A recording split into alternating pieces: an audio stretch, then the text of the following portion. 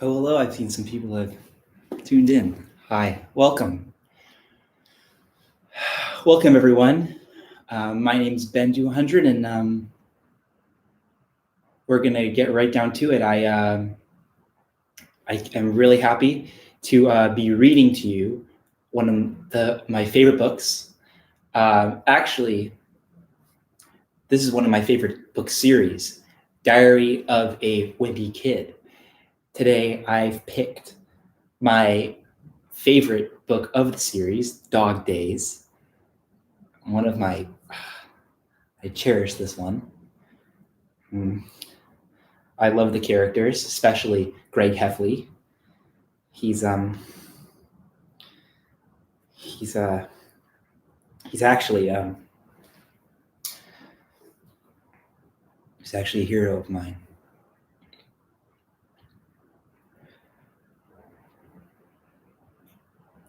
Okay, but we're here for reading. We're here to read. So we're gonna read through this entire book, the entirety, all the way through. I've read it 1,000 times. I've read the whole series 1,000 times, as you can see.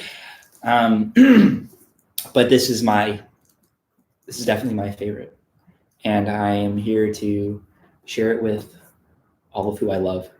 So without any further ado, let's get right into reading. It should take approximately about 4 to 5.5 hours. So page 1, I presume.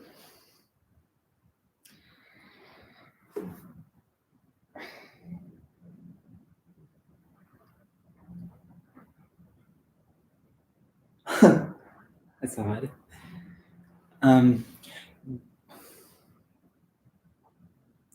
Da.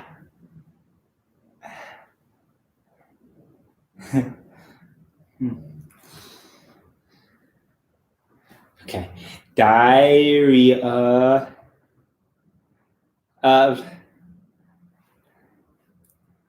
Diary of a Wimpy Kid. Dog Days. Let's get right into it. First page done. Second page is of a finger. All right, 3 pages down already. Other books by Jeff Kinney. Diary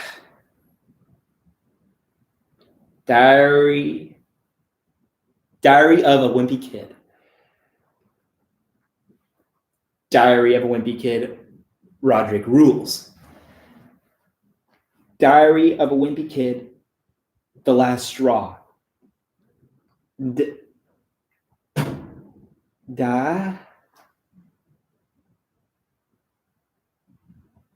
Diary of a Wimpy Kid, Do-It-Yourself book. I don't have that one. Next in the series, Diary of Wimpy Kid 5.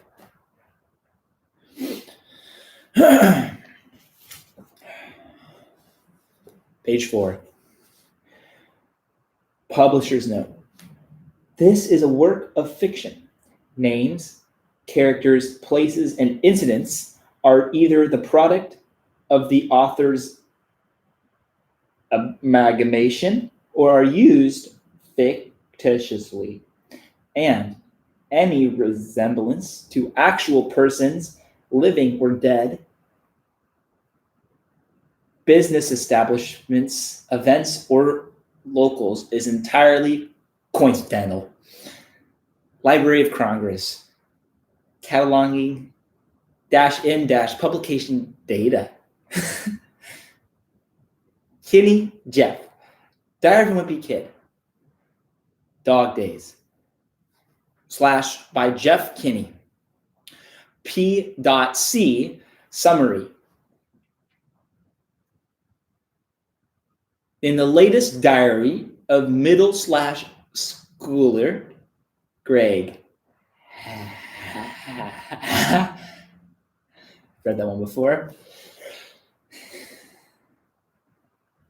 Greg Heffley, he records his attempts to spend his summer vacation sensibly indoors, playing video games and watching television despite his mother's other ideas. ISBN 978-0-81. I messed that one up. Hold on. ISBN.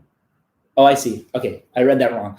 ISBN 978-0-8109-8391-5. Harry and Abrams. 1. Summer Stash Fiction. 2. Diaries Fiction. 3. Humorous stories. Close parentheses. I.I.V. IIV. I don't know what that means. Title, Diary of a Wimpy Kid 4. PZ7.K6232DI 2009. FIC-DC22 2009224953. Wimpy Kid text and illustrations. Copyright 2009 WimpyKid.Inc. Diary of a Wimpy Kid and Greg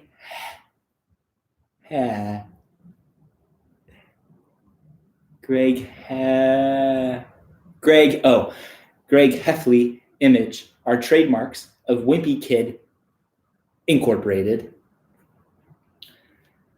Halfway through the third page. Book design by Jeff Kinney. Cover design by Chad W. Brackman and Jeff Kinney. Published in 2009 by Amulet Books and import of Abrams. All rights reserved. No portion of this book may be reproduced, stored in a retrieval system, or transmitted in any form or by any means. Mechanical, electronic, photocopying, recording, or otherwise without written permission from the publisher. I don't know that name. And paperbacks are registered trademarks of Harry N. Abrams Incorporated. Printed and bound in USA 109876543221. Amulet books are available at special discounts when purchased in quantity for premiums and promotions, as well as fundraising and education.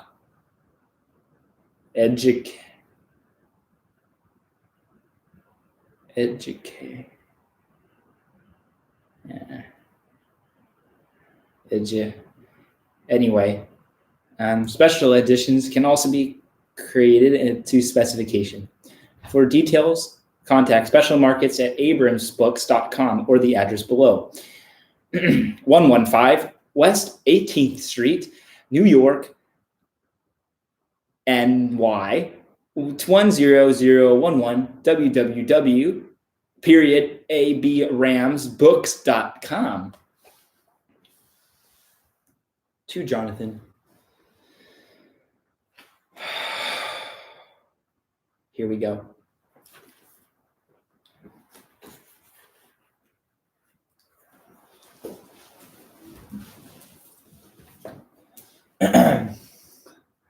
I didn't really understand any of that.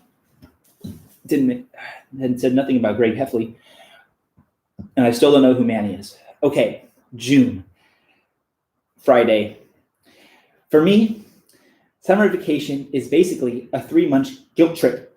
Just because the weather's nice, everyone expects you to be outside all day.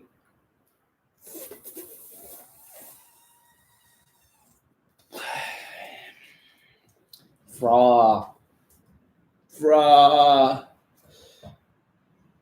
whatever.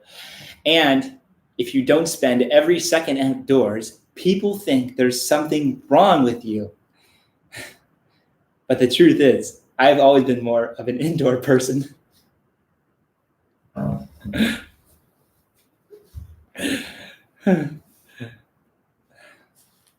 Gets me every time.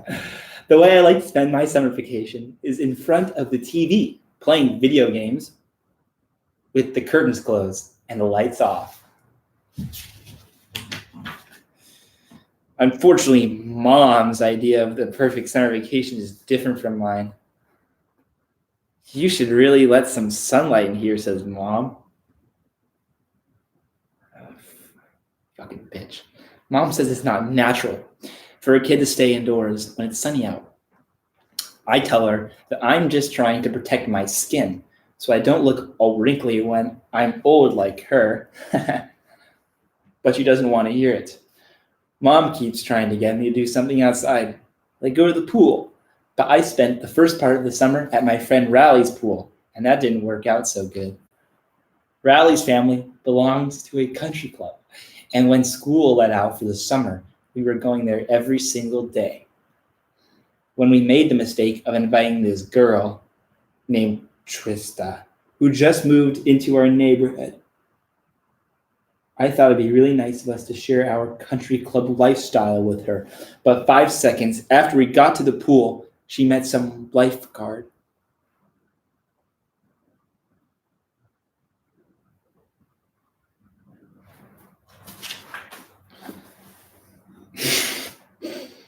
Ugh.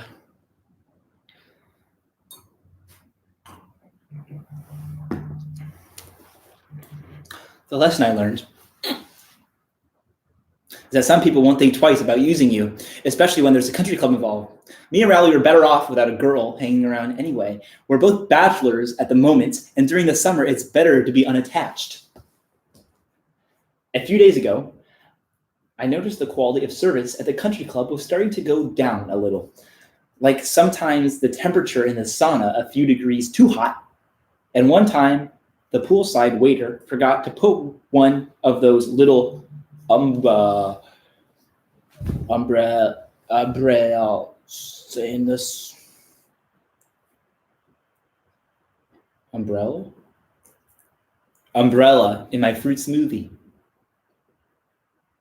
I reported all of my complaints to Riley's dad, but for some reason, Mr. Jefferson never passed them on to the clubhouse manager, which is kind of weird. If it was me who was paying for a country club membership, I'd want to make sure I was getting my money's worth. Anyway, a little while later, Riley told me he wasn't allowed to invite me to his pool anymore, which is fine with me. I'm much happier inside my air-conditioned house, where I don't have to check my soda can for bees every time I go and take a sip. Sorry, it gets me on edge sometimes. Saturday. Like I said, Mom keeps trying to get me to go to the pool with her and my little brother Manny. But the thing is, my family belongs to the town pool, not the country club. And once you taste the country club life, it's hard to go back being an ordinary Joe at the town pool. Besides, last year I swore to myself that I would never go back to that place again. At the town pool, you have to go through the locker room before you can go swimming. And that means walking through the shower area where grown men are soaping down right out in the open. The first time I walked through the men's locker room at the town pool was one of the most traumatic experiences of my life. I'm probably lucky I didn't go blind. Seriously. I don't see why Mom and Dad bother to try and protect me from horror movies and stuff like that if they're going to expose me to something about 1,000 times worse. I really wish Mom would stop asking me to go to the town pool. Every time she does, It puts images in my mind that I've been trying very hard to forget. Sunday. Well, now I'm definitely staying indoors for the rest of the summer. Mom had a house meeting last night and said money is tight this year and we can't afford to go to the beach, which means no family vacation. That really stinks. I was actually looking forward to going to the beach this summer, not because I like the ocean and the sand and all that, but because I don't. I really realized a long time ago that all the world's fish and turtles and all the world's fish and turtles and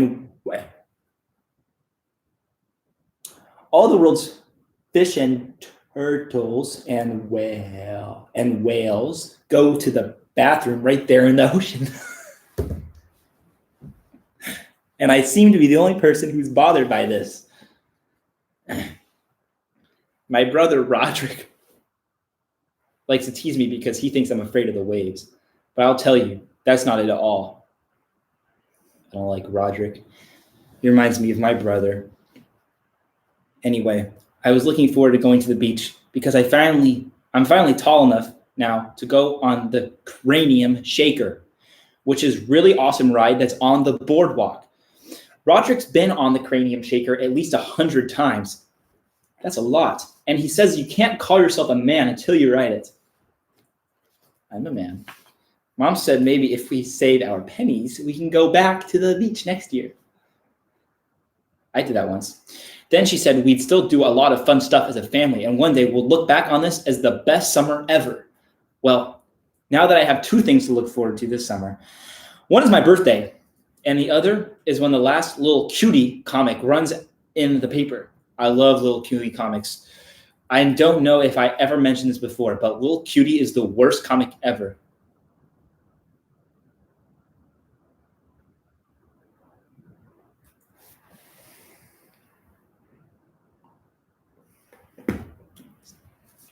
To give you an idea of what I'm talking about, here's what ran in the paper today.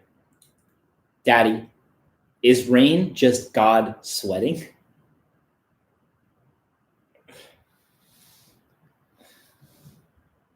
But here's the thing. Even though I hate Little Cutie, I can't stop myself from reading it. And Dad can't either. I guess we just like seeing how bad it is.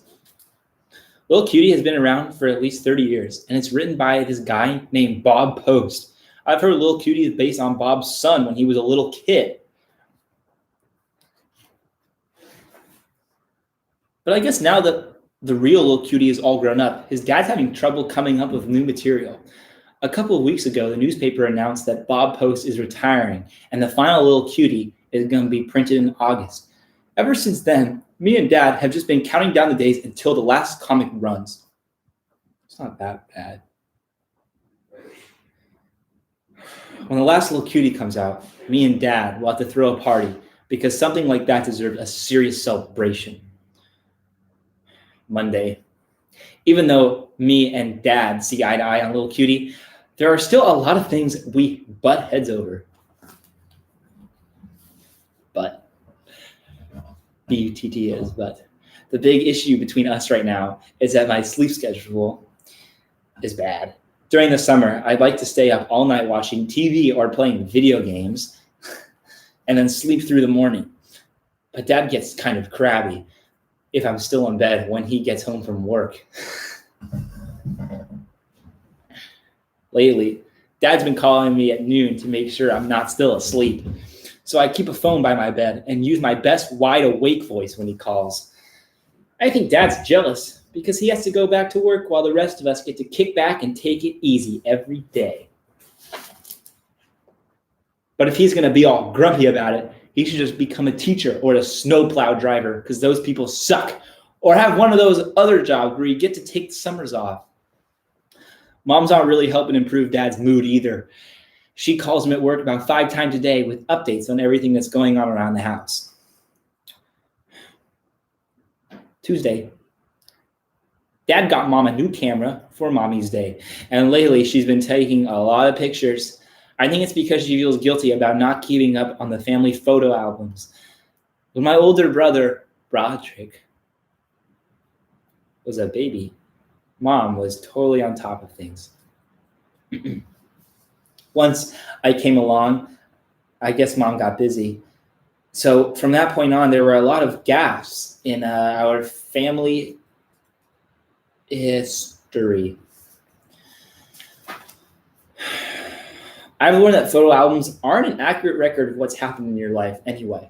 Last year, when we were at the beach, Mom bought a bunch of fancy shells at the gift shop. And later, I saw, just a little tongue twister, that her buried them in the sand for Manny to discover. Well, I wish I didn't see that because it made me reevaluate my whole childhood. That doesn't make any fucking sense. Today, Mom said I was looking shaggy. Jeez. So she told me that she was taking me to get a haircut. Oh, his hair. But I never would have agreed to get my hair cut if I knew that Mom was taking me to Bombshell's Beauty Salon, which is where Mom and Gamma get their haircut. Ew, girl salon, gross. I only go to get my haircut where the men get one. I have to say, though, the whole beauty salon experience wasn't that bad. Oh. First of all, they had TVs all over the place, so you could watch a show while you're getting your haircut. Second, they have lots of tabloids. Those newspapers you see in the checkout lines at grocery stores, Mom says tabloids are full of lies.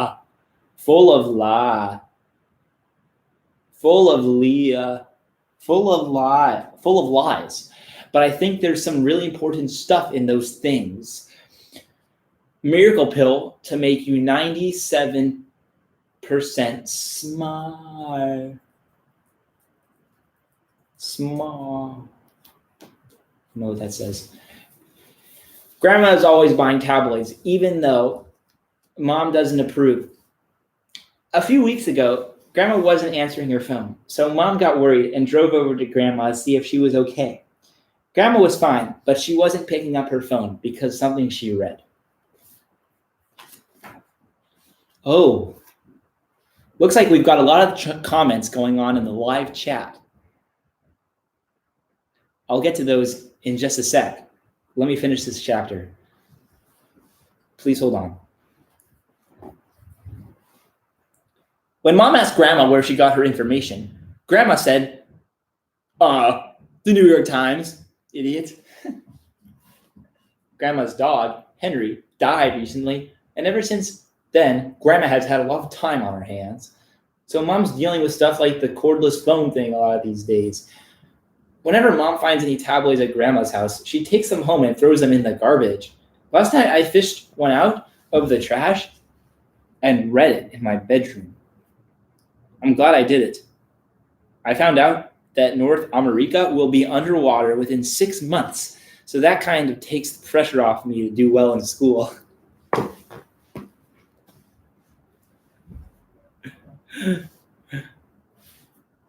I guess he lives there or something.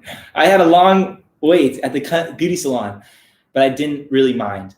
I got to read my horoscope and look at pictures of movie stars without their makeup. So I was definitely entertained. When I got my haircut, I found out the best thing about the beauty salon, which is the gossip. I love gossip. The ladies who work there know the dirt on just about everyone in town. The fuck? They put dirt on just about everyone? Unfortunately, Mom came to pick me up right in the middle of a story about Mr. Peppers and his new wife, who's 20 years younger than him.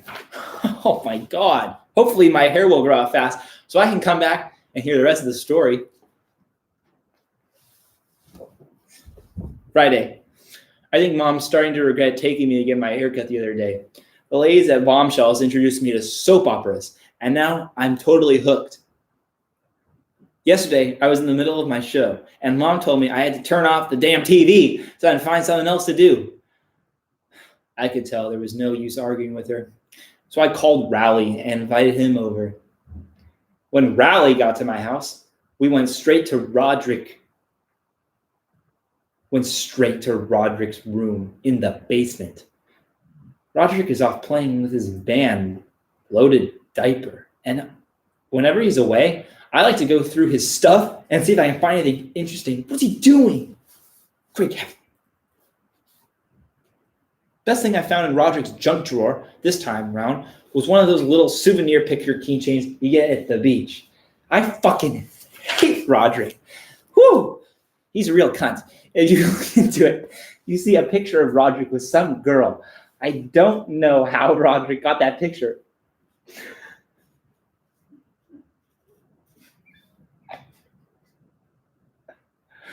I've been with him on every single family vacation. And if I saw him with that girl, I definitely would have remembered him. I showed the picture to Rowley. But I had to hold the keychain because he was getting all grabby. We dug around some more, and then we found a horror movie.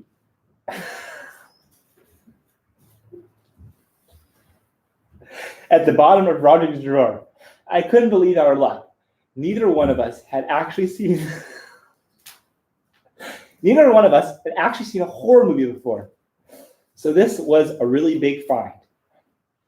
I'm sorry, guys. I'm getting a little emotional.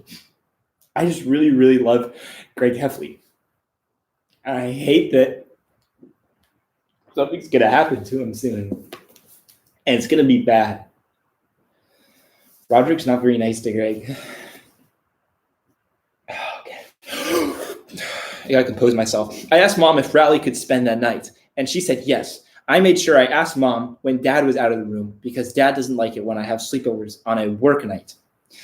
Last summer, Rowley spent the night at my house, and we slept in the basement. That's where Roderick lives!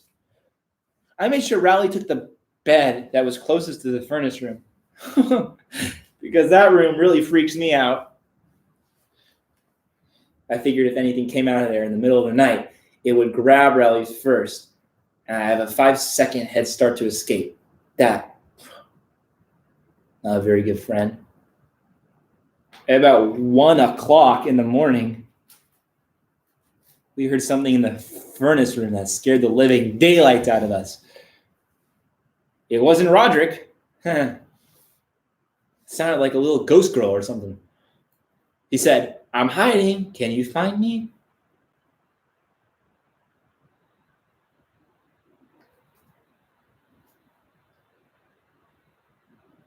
Me.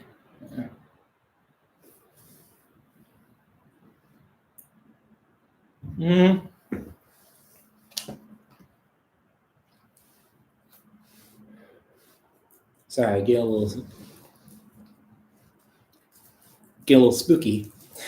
Me and Rowley practically trampled each other to death, trying to get up the basement stairs.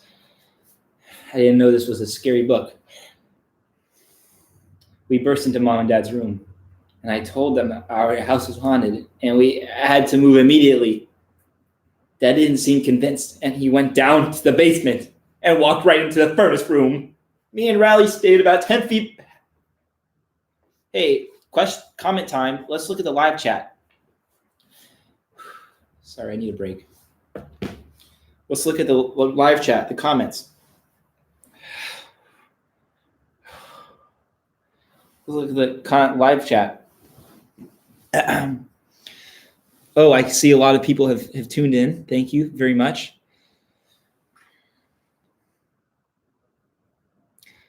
You can't read?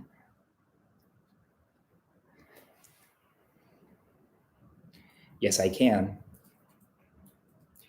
Here a low, fat glass of milk.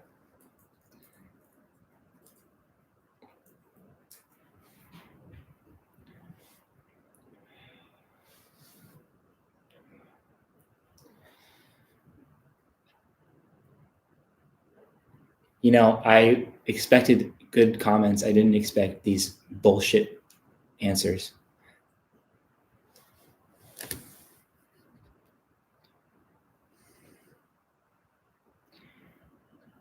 Josephine Lane says, I reported your comment for hate speech. Go fuck yourself, Josephine Lane. Go fuck yourself. Nolan Smith said, You should do a viewing party of paint drying. I don't think that'd be very entertaining.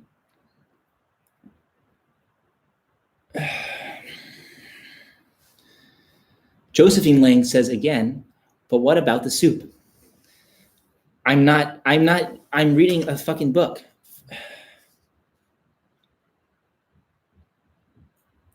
Rogalicious says, Ben, are you drinking wine and reading? Yes. Isn't that what everyone does?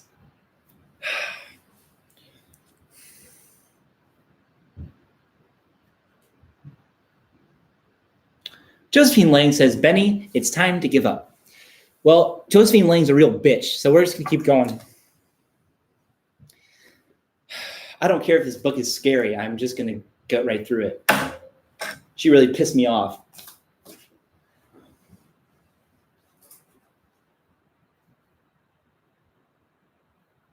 I really hope I don't hear any more from her.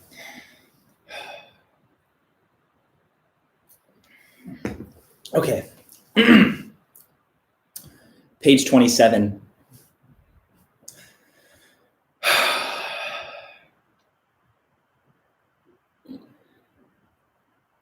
Oh, right. This is during the scary part. Dad didn't seem convinced, and he went down to the basement. Guys, I don't know if I can read this part.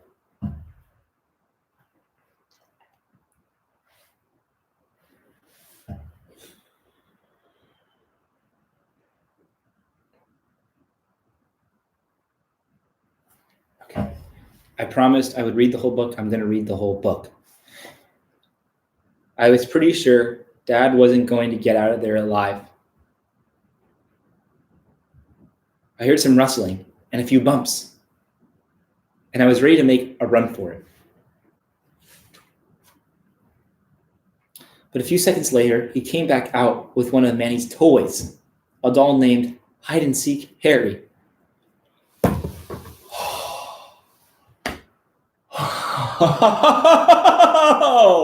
Holy, whoa, woo!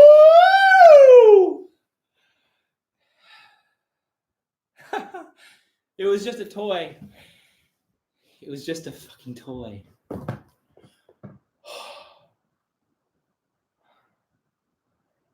Oh my God. That is a big weight off my chest. I am not going to lie.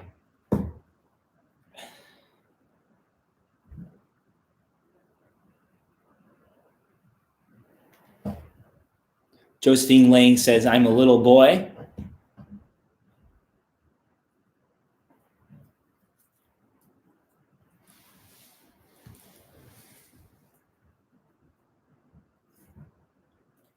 Get her off. Get her off. Get her off. Take her off. Take her off. I don't care. Yes. Continuing. Last night, me and Riley waited for Mom and Dad to go to bed, and then we watched our movie. Technically, I was the one who watched it because Riley had his eyes and ears covered the whole entire time. That's me. The movie was about this muddy hand that goes around the country killing people.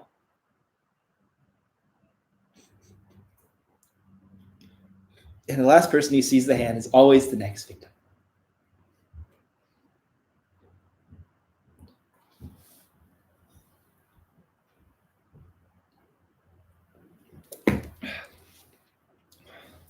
Fucker. The special effects are really cheesy. And I wasn't even scared. Until the very end. That's when the twist came.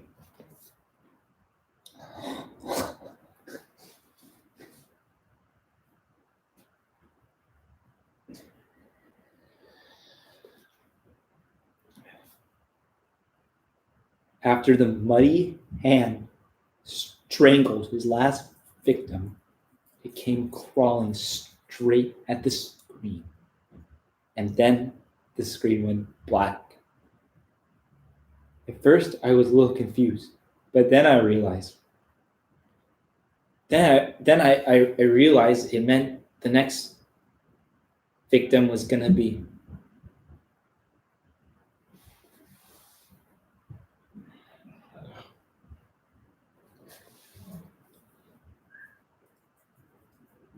Then I realized the next victim was going to be me. I turned the TV off, and then I described the whole movie to Riley from beginning to end. Well, I must have done a pretty good job telling the story, because Riley got even more freaked out than I was. I knew we couldn't go to Mom and Dad this time because they'd ground me if they found out we watched a horror movie. But we didn't feel safe in the basement, so we spent the rest of the night in the upstairs bathroom with the lights on.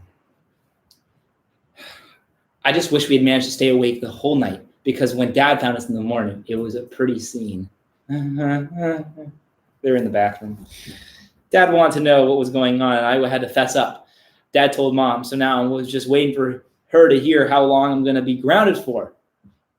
But to be honest with you, I'm a lot more worried about this muddy hand than any punishment Mom can dream up. I thought about it, though, and I realized there's only so much ground a muddy hand can cover in a day. I just like to apologize to the stream. I did not know it was going to be a scary stream. I have read this book numerous times, but I obviously had forgot about what I was getting myself into, and I humbly apologize. I am so sorry. I did not know that there were going to be horrific chapters in this describing death.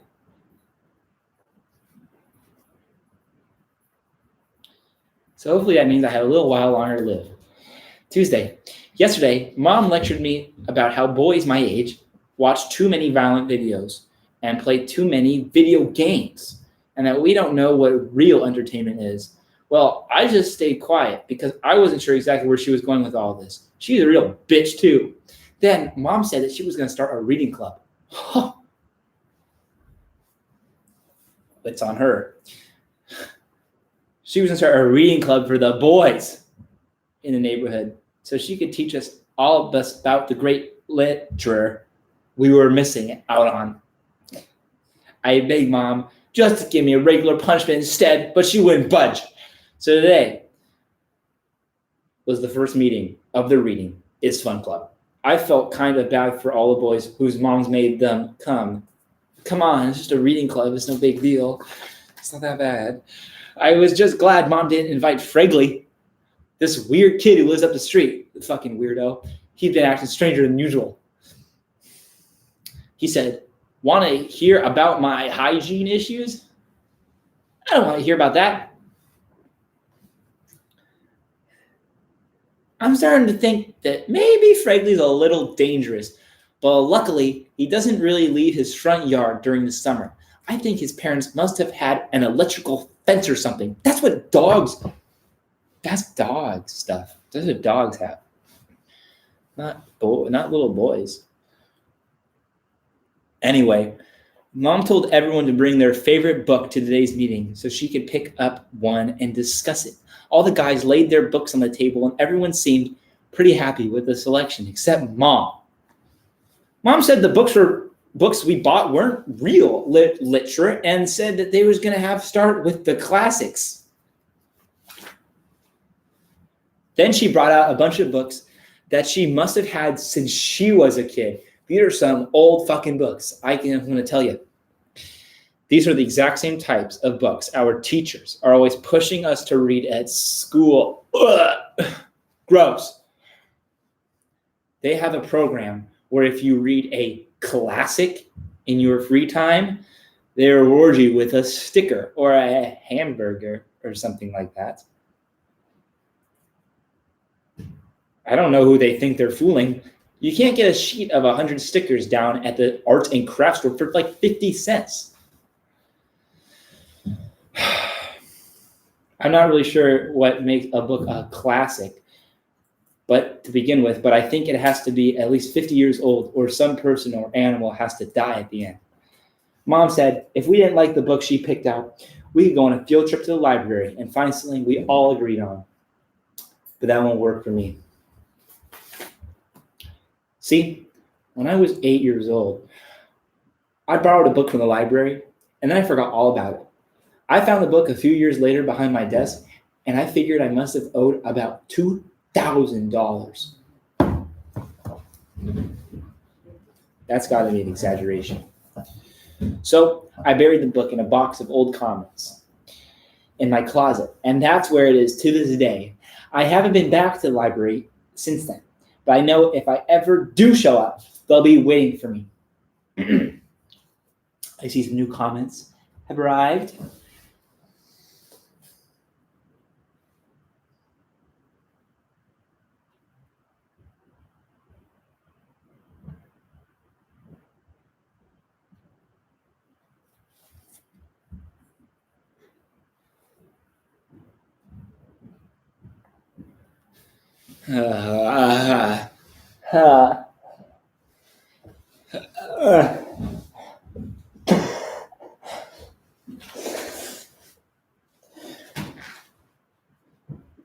Oh my God. That's all right. Thank you, Ethan, for the comments. And no, I will not put Josephine Lang out of timeout. In fact, I get nervous if I even see a librarian. Me too. I asked Mom if we could get a second chance to pick out a book on our own, and she said we could. We're supposed to meet again tomorrow and bring our new selections with us. Wednesday. Well, the membership of the Reading is Fun Club took a big hit overnight. Most of the guys who came yesterday bailed out, and now there's only 2 of us. Suckers. Riley brought 2 books along with him. The book I picked was the 9th volume in the Magic and Monsters Dark Realm series. I figured Mom would like it because it's pretty long and there aren't any pictures.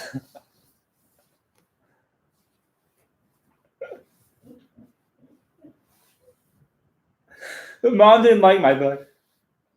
She said she didn't approve of the illustration on the cover because she didn't like the way it portrayed women. I've read Shadow Doom, and from what I can remember, there aren't even any women in the story. Good. In fact, I kind of wonder if the person who designed the cover even read the book. Anyway, Mom said that she was going to use her veto power as the Reading is Fun Club's founder and chose the book for us. So she chose this book called Charlotte's Web, which looks like one of those classics I was talking about before. More comments I see. Ethan says, this is so well written. Ethan says, the net. After Mom caught me horsing around, she banned me from watching TV until I read the book. So that night, I had to wait until she went to bed before I could get my entertainment fix. I kept thinking about that movie with the muddy hand, though. I was afraid that if I was watching the TV all by myself that night, the muddy hand might crawl out from under the couch and grab my foot or something. The way I solved the problem was by making a trail of clothes and other stuff all the way from my bedroom down to the family room. That way, I was able to make it downstairs and back without ever touching the ground. I'm so glad we're getting all these comments, guys. I really are. Ethan says, Wrigley has an AR-15 fully automatic.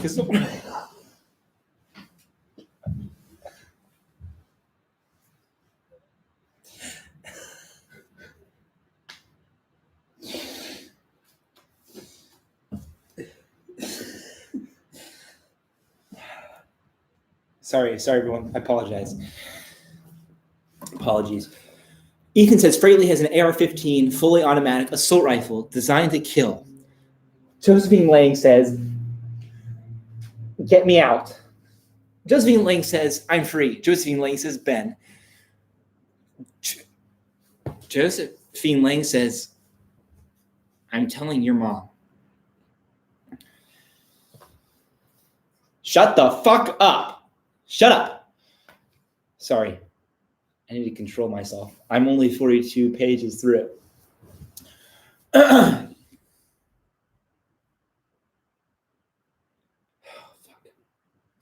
Why'd I do this? Just from looking at the cover, I guarantee either the girl or the pig doesn't make it to the end of the book. Friday. Well, the Reading is Fun Club is down to one member, and that's me. It's just him. Yesterday, Riley went golfing or something with his dad, so he kind of hung me out to dry. I didn't want to do my reading assignment, and I was really counting on him to cover me at the meeting. It's not really my fault that I couldn't finish my reading assignment, though. Mom told me I had to read in my bedroom for 20 minutes yesterday, but the truth is, I still have trouble concentrating for long periods of time. After Mom caught me horsing around, she banned me from watching TV until I read the book. So last night, I had to wait until she went to bed before I could get my entertainment fix. Wait, I already read this entire page. Oh yeah, this was the scary part. The way I solved the problem was by making a trail close. I already read this page.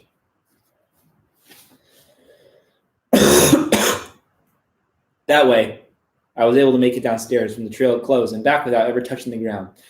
This morning, Dad tripped over a dictionary I left at the top of the stairs, so now he's mad at me. But I'll take Dad being angry over the alternative any day of the week. My new fear is that the hand is going to crawl up on my bed and get me in my sleep. So lately, I've been covering my whole body with a blanket, leaving a hole so I can breathe.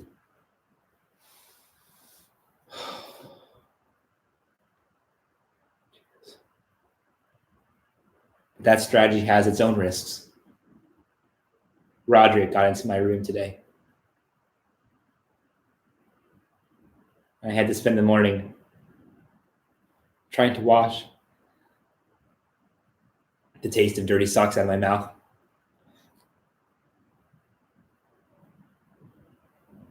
Sunday. Sunday.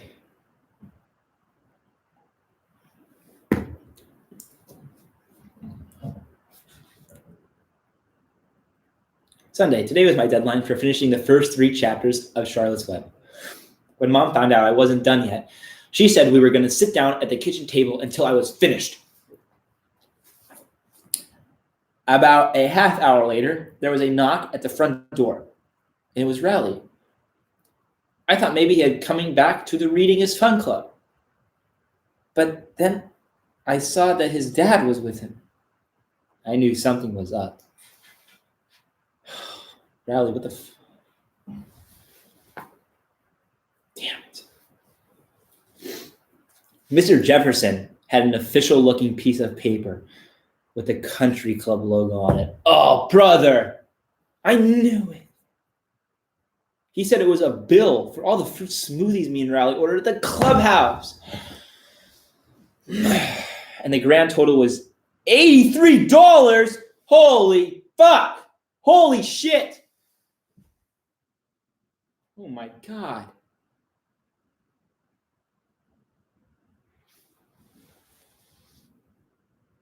So I hashtag $83 in the comments. In those times, me and Riley ordered drinks at the clubhouse. We just wrote down Mr. Jefferson's account number on the tab.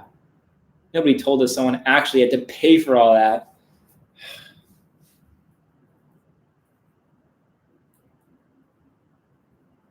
Dorgalicious says, I can feel the anger you have for Roderick every time he is mentioned.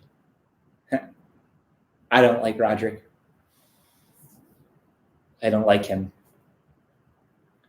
Josephine Lang says, hashtag 84. It was 83. You dumb idiot. I still don't really understand what Mr. Jefferson was doing at my house. I think he's an architect or something. So if he needs $83, he's going to just design an extra building. He talked to Mom, though, and they both agreed that me and Riley needed to pay off the tab. I told Mom, me and Riley are just kids, and it's not like we have salaries or careers or whatever. But Mom said we're just going to have to be creative. She then said we would have to suspend the Reading is Fun Club meeting until we paid what we owed.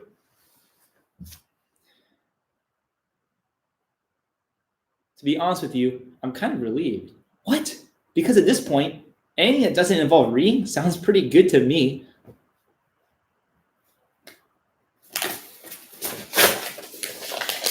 I wasn't going to pass up the opportunity to impress him.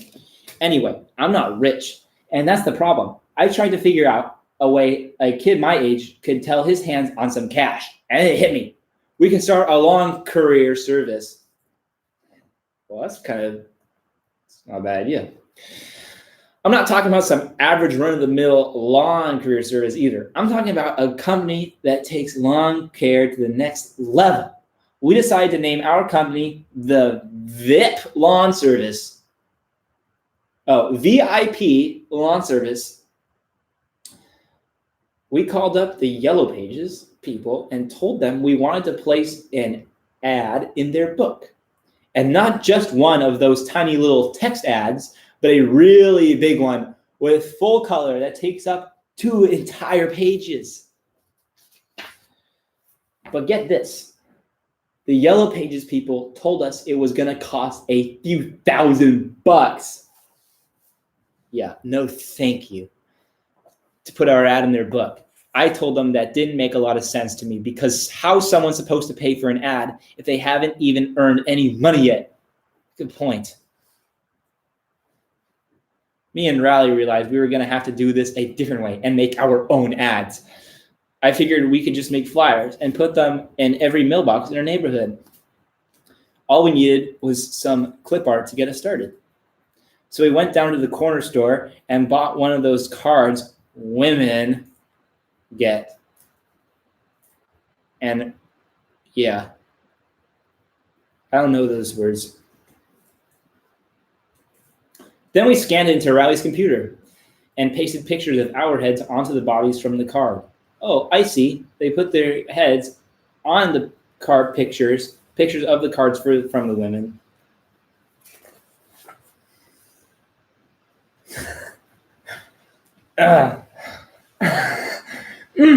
After that, we got some clip art and lawn tools and put them all together.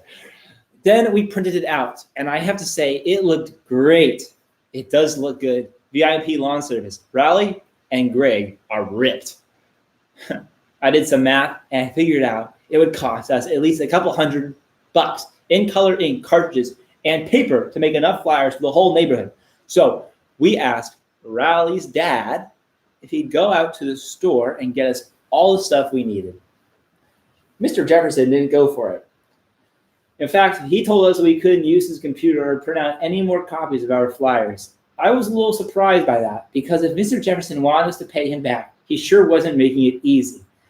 But all we could really do was take our one flyer and get it out of his office. Just one flyer, that's not going to do anything. Then me and Riley went around from house to house showing everyone our flyer and telling them about the VIP Lawn Service. After we hit a few houses, we realized it would be a lot easier just to ask the next person we spoke with to pass a flyer along so me and Riley wouldn't have to do all the walking. That's pretty good idea. Now the only thing was all we have to do now is sit back and wait for the phones to start rolling in. Thursday. Me and Riley waited around all day yesterday, but we didn't get any calls. I was starting to wonder if we should try to find a card with more muscular guys for our next flyer. Then at about 11 o'clock this morning, we got a call from Mrs. Canfield, who lives at Grandma Street. Damn, she's an old bitch. She had said her lawn needed mowing, but she wanted to check our references before she hired us. I used to do lawn work for Grandma. So I called her up and asked if she could call Mrs. Cranfield and tell her what good worker I am. Well, I must have caught Grandma on a bad day because she really lit into me. Stupid Grandma. She said, I left piles of leaves on her lawn last fall, and now there were patches of dead grass all over the yard. Shut up, bitch. She knows her. She's your grandma. Just really not nice. Then she asked me if I was going to come over and finish the job. What? Greg has another job. Greg can't do her job. He already has another job. He's trying to get a job. 2 fucking jobs. That really pisses me. That grinds my fucking gears. That was really not the kind of response I was looking for. Yeah, sorry, Greg. I told Grandma. Yeah, tell her. We were only taking paying jobs at the moment. Maybe we could get back to her later on this summer. Greg got her. Then I called Miss Canfield, and I did my best imitation of Grandma. I guess I'm lucky my voice hasn't changed yet. The VIP lawn service does exceptional work and cater to my every lawn need. Believe it or not, Mrs. Canfield bought it. She thanked Grandma for the reference and hung up. Then she called back a few minutes later, and I answered in my regular voice. Mrs. Canfield said she'd hire us and that we should come by her house later today to get started. She totally curved Grandma. But it's kind of far from my house to Mrs. Canfield's, so I asked her if she could come get us. She didn't seem really happy that we didn't have our own transportation, but she said she'd be willing to pick us up if we could be ready at noon. Mrs. Canfield came to my house at 12 in her son's pickup truck, and she asked us where our lawnmower and all our equipment was. I said, we didn't actually have any equipment, but that my grandma keeps her side door unlocked, and I might be able to sneak in and borrow her mower for a few hours. Stupid grandma doesn't even know you're going to take her equipment. Idiots. I guess Mrs. Canfield must have been pretty desperate to get her lawn mowed because she went all along with my plan, and she's old. Luckily, Grandma wasn't home, so it was easy to get the mower out of the house. We rolled it over to Mrs. Canfield's yard, and then we were ready to get to work. That's when me and Riley realized neither one of us had ever actually operated a lawnmower before. So the two of us poked around for a while and tried to figure out how to get the thing started. Unfortunately, when we tilted the mower on its side, all the gasoline spilled out onto the grass, and we had to go back over to Grandma's to get a refill. Ugh. Greg! I picked up the owner's manual for the mower while we were at it. I tried to read it, but the instructions were written in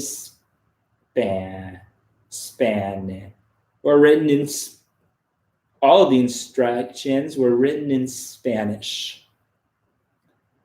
What's that? I got the feeling from the bits and pieces I could understand that operating a lawnmower was a lot more dangerous than I originally thought.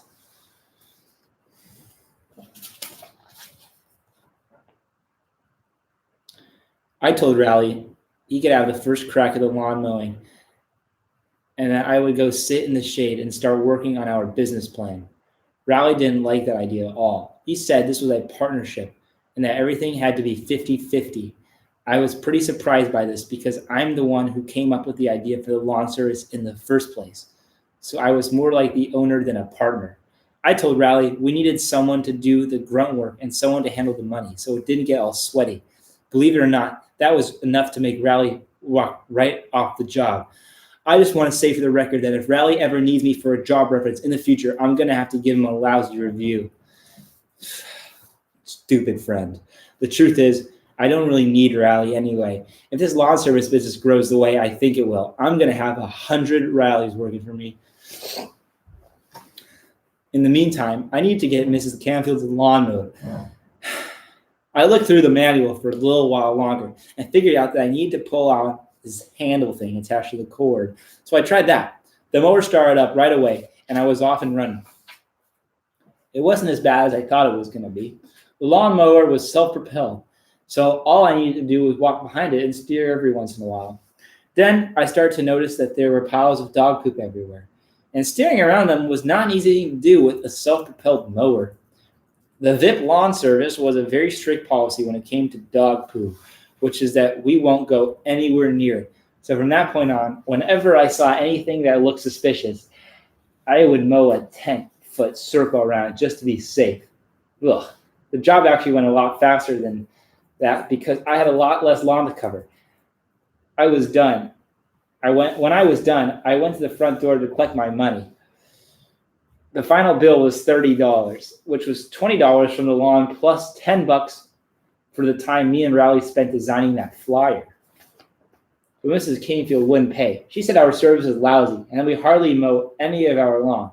I told her about the dog poop issue. Sorry, I don't like that word. But she still wouldn't cough up what she owed. And to make matters worse, she wouldn't even give me a ride home. You know, I figured someone might try to stiff us this summer, but I never thought it would be our very first customer. I had to walk home. By the time I got to my house, I was really mad. I told Dad the whole story about my lawn mowing experience and how Mrs. Canfield wouldn't pay me because of the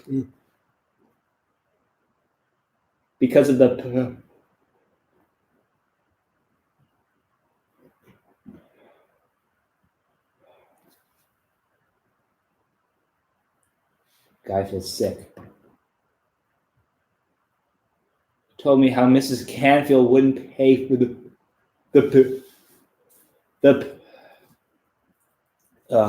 sorry guys, I'm gonna feel sick. Ugh. Dad drove right over. I hate that word. Oh. Dad drove. Ugh. I feel sick. Dad drove right over to Mrs. Canfield's house, and I went with him. I thought he was going to chew her out for taking advantage of his son, but I wanted to be there to see it firsthand. Dad got... Sorry. I gotta lay back. God, rest my eyes.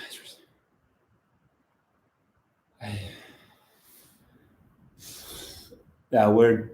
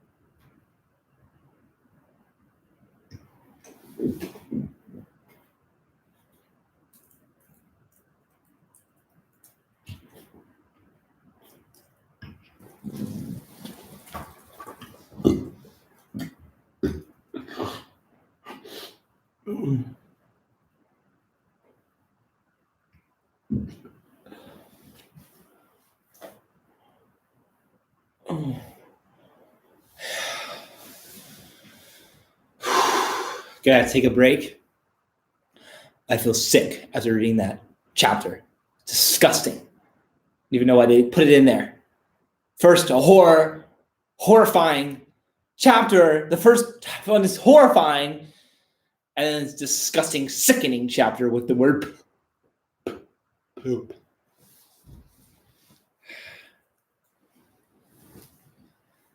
Sorry, folks.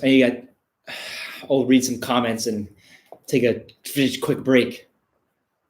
I feel like I'm gonna vomit. I did a little bit on the carpet.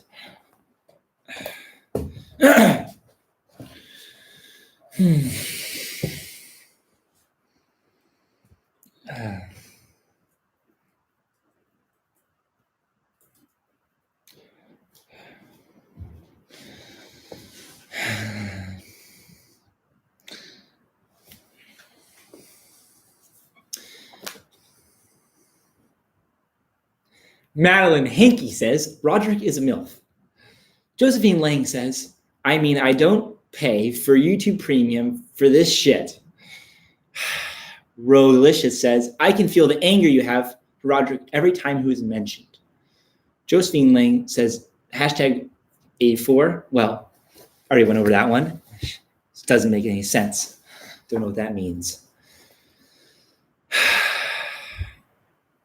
Madeline Hankey says, dog.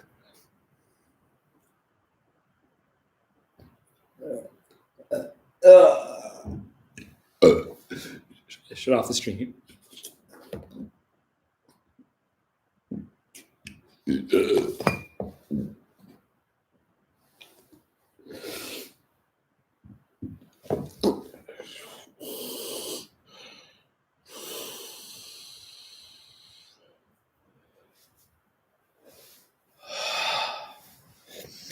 Blocker, take her off. Take hanky off.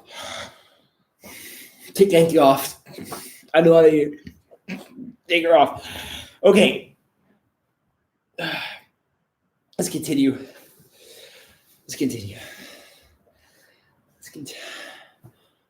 Why do they keep talking?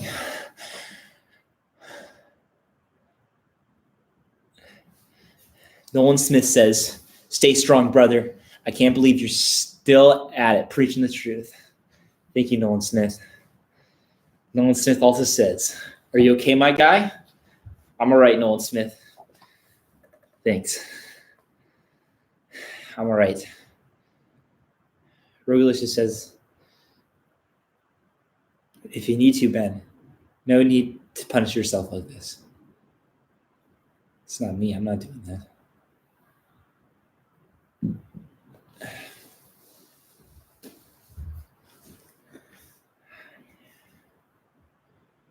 Okay.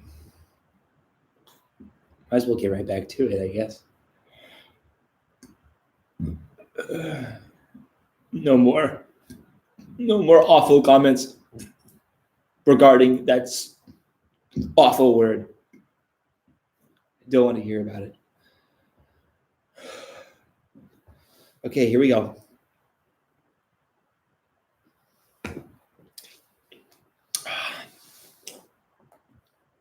We are about 1/16 of the way through. Dad rode right around Mrs. Campfield's house. I went with him. I already read this part. When he was done, he didn't even ask for any money. The trip wasn't a total waste of time, though. When Dad wrapped things up, I planted a sign in Mrs. Campfield's front yard. I figured if I wasn't going to get paid, I might as well get some free advertising for all my trouble. Saturday. The VIP lawn service has not really panned out the way I thought it would. I haven't had any work since the first job, and I'm starting to think that maybe Mrs. Canfield had been bad-mouthing me to her neighbors. I thought about just giving up and closing out the business, but then I realized that with a few tweaks to the flyer, we could really start things back up again in the winter.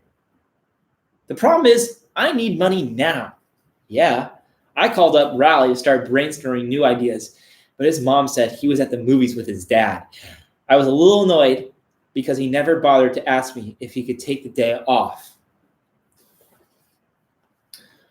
Mom's not letting me do anything fun until his fruit smoothie bill is paid off. So that meant it was up to me to figure out how to earn the cash. I'll tell you it was a lot of money, and that's Manny. I mean, this kid is rich. A few weeks ago, Mom and Dad told Manny they'd give him a quarter for every time he uses the potty without being asked.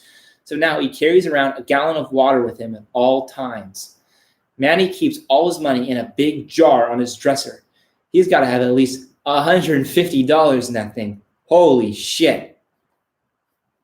Oh my God. That's a lot of money. I thought about asking Manny to lend me that money.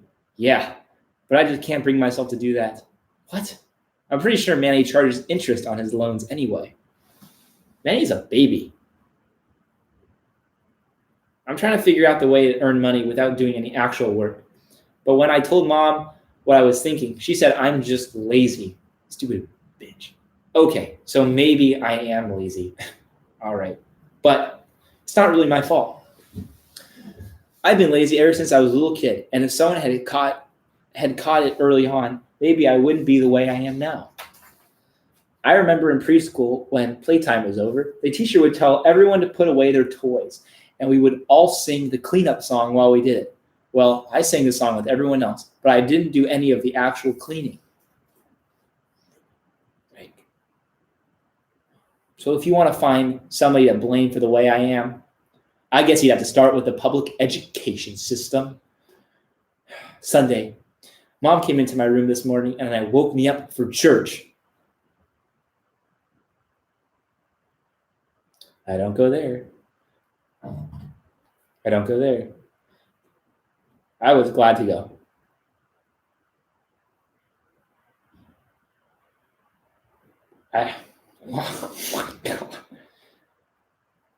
I was glad to go because I knew I was going to have to turn to a higher power to get this fruit smoothie bill paid off. There's no higher power. Whenever Grandma needs anything, she just prays, and she gets it right away.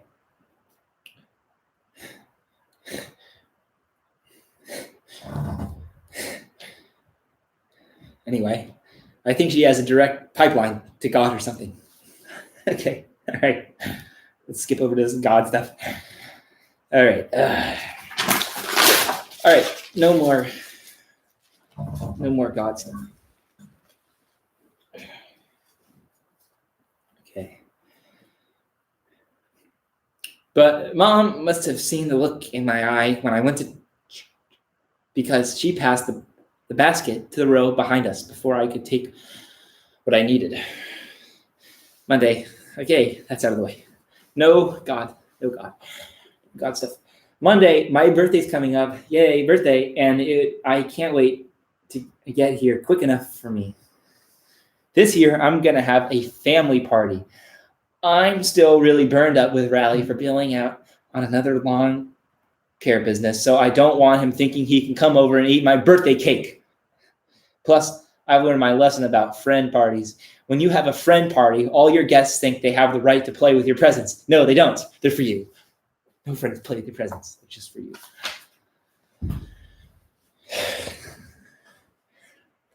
And every time I have a friend party, Mom invites her friends, kids, so I end up with a bunch of people at my party I barely even know.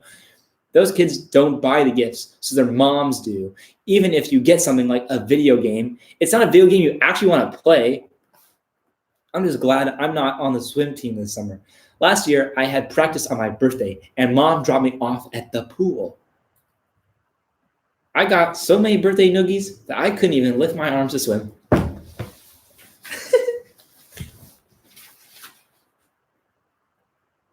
So when it comes to your birthday, I've learned it's best just to keep kids out of the equation. Mom said I give a family party as long as I promise not to do my usual with the birthday cards. Does he eat them? Oh. I put them all in a neat pile, and then I rip each one open and shake it to get the money out. Oh. As long as I don't stop to read anything, I can't get through a pile of 20 cards in under a minute. Mom says the way I do it is insulting to the people who got me the cards. Even, she says, this time around, I have to read every card and acknowledge the person who gave it to me. That'll slow me down, though. But I guess it's still worth it. I got birthday cards. I've been doing a lot of thinking about what I want for my birthday this year. What I really want is a dog. No.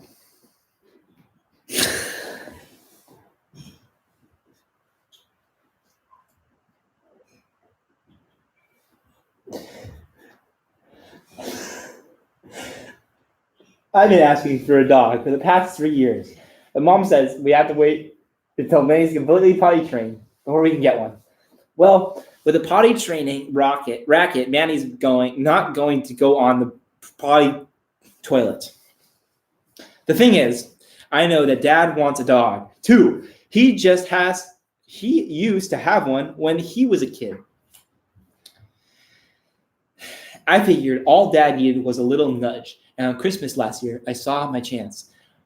My Uncle Joe and his family stopped by our house, and they brought their dog, Killer, with them. A little spooked, a little scary. What would you name your dog, Killer? I asked Uncle Joe if he wouldn't mind hinting to Dad that he should get us a dog. But the way Uncle Joe did it probably set my dog getting paying back 5 years. What the fuck is that? The other thing I have no chance of getting for my birthday is a cellular device. And I can't thank Roderick for that. I hate Roderick. Mom and Dad got Roderick, gross, a cell phone last year.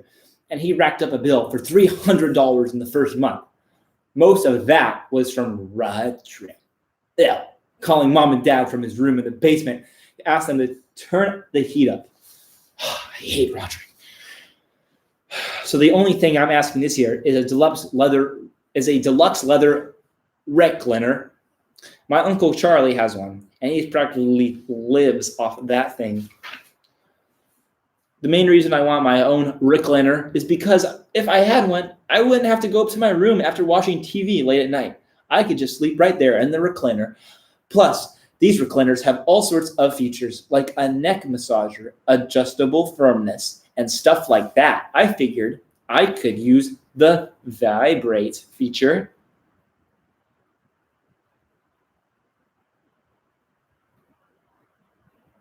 The only reason I'd ever need to get up is to go to the bathroom. But maybe I should just wait until next year to ask for a recliner because I bet they'll have that taken care of in the new model.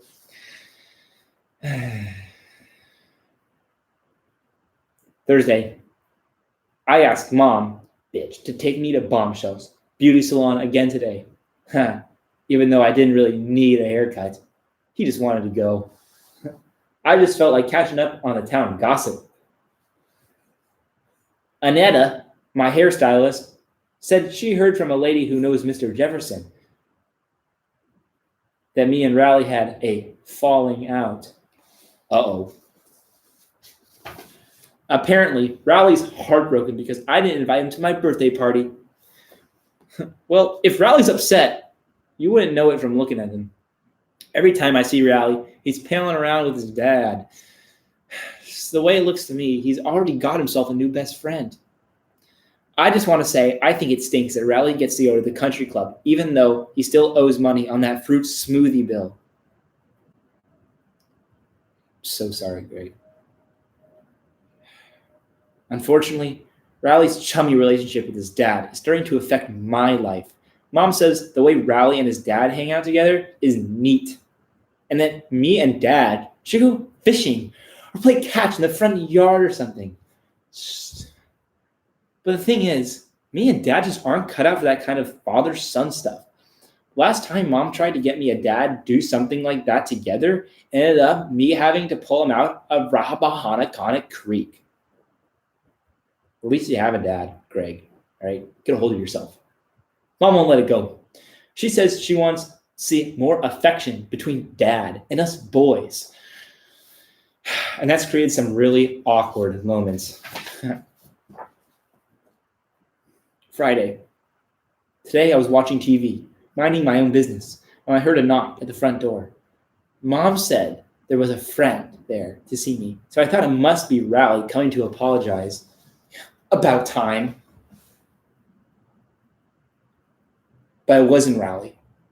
It was Fregley. After I recovered from my initial shock, I slammed the door shut. I started to panic because I didn't know what Fregley was doing at my front door. Beats me. After a few minutes went by, I looked outside the window and Fregley was still standing there. Sorry, Greg. I knew I had to take drastic measures. So I went to the kitchen to call the cops. But Mom stopped me before I could finish dialing 911. Mom said she invited Fregley over. Fucking.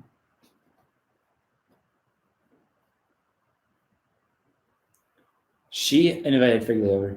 She said, I seemed lonely ever since I had that fight with Riley, and she thought she'd set up a playdate with Fregley. Okay.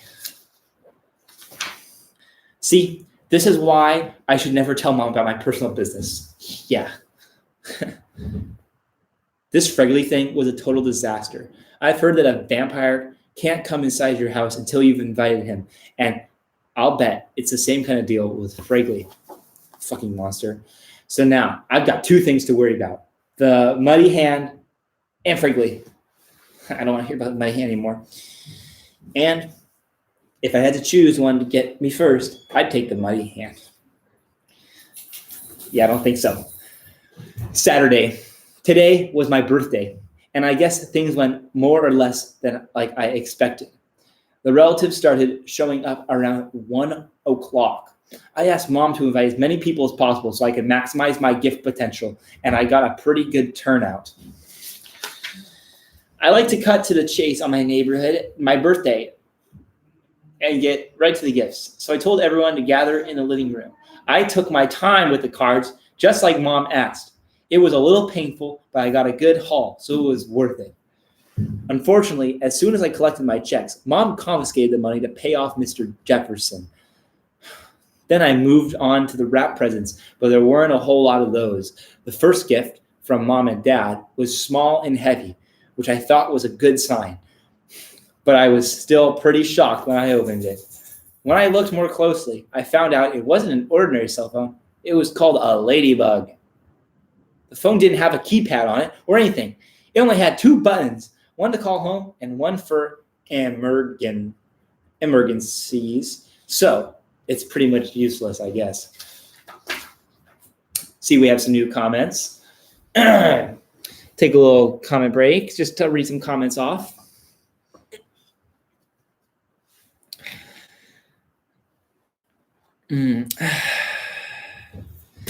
Josephine Lang says, is there a GoFundMe to get you to find a new hobby?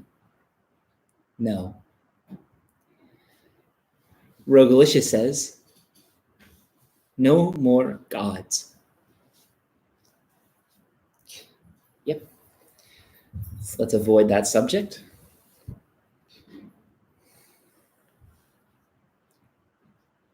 Madeline Hankey says, are you poor? Get a Kindle. Well, go fuck yourself. Okay, I'm not reading more fucking comments. This is a piece of shit. All my other gifts were clothes and other stuff I didn't really need. I was still hoping I might get that recliner. But once I realized there weren't any places Mom and Dad could be hiding a giant leather chair, I gave up looking. Then Mom told everyone it was time to go into the dining room to have some cake. Unfortunately, Uncle Joe's dog, Killer, had beaten us to it. I was hoping Mom would go out and get me a new cake, but she just took a knife and cut away the parts the dog didn't touch. That's disgusting. Mom's a cunt. Mom cut me a piece, but by that point, I wasn't really in the mood for cake, especially with Killer throwing up little birthday candles under the table. Ew, gross. That's disgusting. Sunday. Apologies for the grossness. You know, the first time I read this book, it was an easier read. I guess Mom must have felt bad about how my birthday went down because today she said we could go to the mall and get a makeup gift. Mom, that sounds like something a girl would do. That was in the book. That's just something I thought. Mom took Manny and Roderick along for the ride, and she said that she could each pick out that they could each pick out something too, which is totally unfair because it wasn't their birthday yesterday. It was Craig's. Mom obviously has a favorite. We walked around the mall for a while and ended up in a pet store. I was hoping we could pool our money to buy a dog, but Roderick seemed to be interested in a different kind of pet. Mom handed us each a $5 bill and told us we could buy whatever we want. We'll just buy the dog, Greg. I finally settled on this really cool angelfish that's all different colors. Ugh. Roderick picked out a fish too. I don't know what kind it was, but the reason Roderick chose it was because the label on the tank said the fish was aggressive. Manny spent his $5 on fish food. At first, I thought it was because he wanted to feed the fish that me and Roderick bought. By the time we got home, Manny had eaten half the canister. Why did he do that? You can only eat a little bit. You can't eat the whole half of that. Monday. This is the first time I've had my very own pet, and I'm kind of getting into it. I feed my fish 3 times a day, and I keep his bowl really clean. I would not be able to keep a fish. Whew. I even bought a journal so I can keep track of everything my fish does during the day. I have to admit, though, I'm starting to have a little trouble filling up the pages. Because of the fish. I asked Mom and Dad if we could buy one of those aquariums and get a ton of fish to keep my little guy company. But Dad said that aquariums cost money, and maybe I could ask for one for Christmas. See, this is what stinks about being a kid. You only get 2 shots of getting stuff you want, and that's on Christmas and your birthday.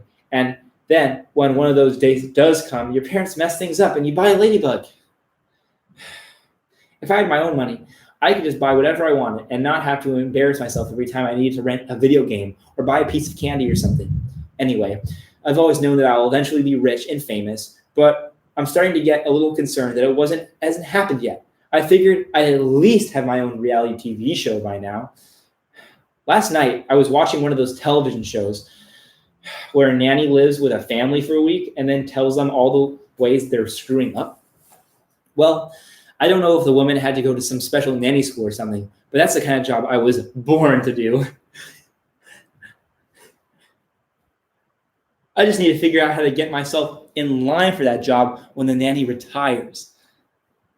A few years ago, I started collecting my personal mementos, like book reports and old toys and stuff like that, because when my museum opens, I want to make sure it's packed with interesting things from my life. But I don't keep anything like lollipop sticks or have my saliva on them because believe me, I do not need to be cloned.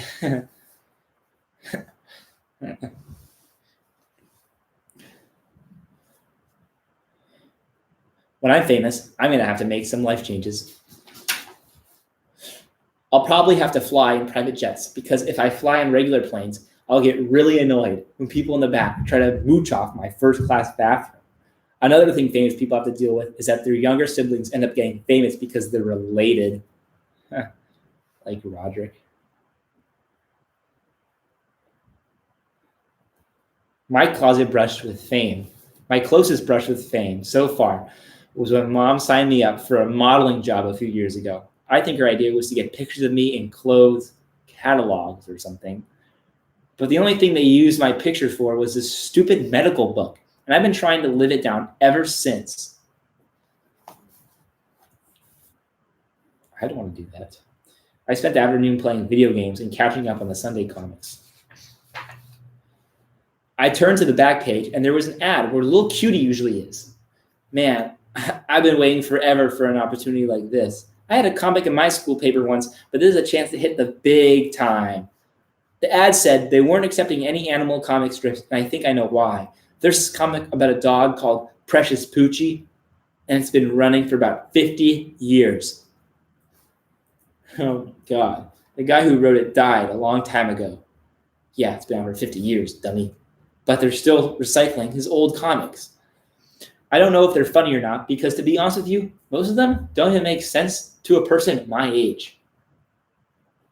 Anyway, the newspapers had tried to get rid of that comic a bunch of times, but whenever they try to cancel it, all the Precious Poochie fans come out of the woodwork and make a big stink. I guess people think of this cartoon dog as their own pet or something. Get your own dog.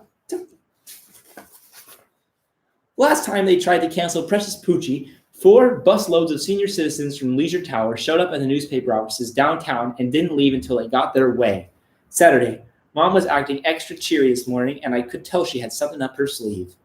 I don't like Mom. At 10 o'clock, she said, we all needed to get in the station wagon. Mom!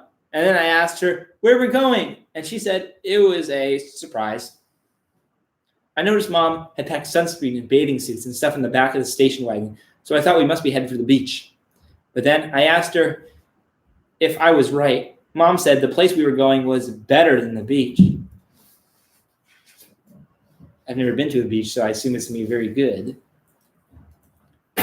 Wherever we were going, it was taking a long time to get there, and it wasn't that fun being stuck in the backseat with Roderick. Manny was sitting in between me and Roderick on the hump.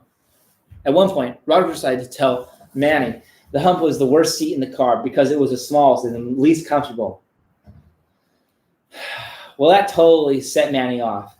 Eventually, Mom and Dad got sick of Manny's crying. Mom said I had to take a turn on the hump because I'm the second youngest and it was only fair. So every time Dad ran over a pothole, my head hit the roof of the car. I see we only have 2 viewers.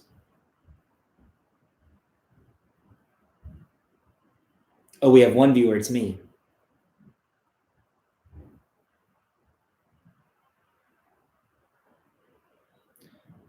We have 0 viewers. Oh, we have 1 now.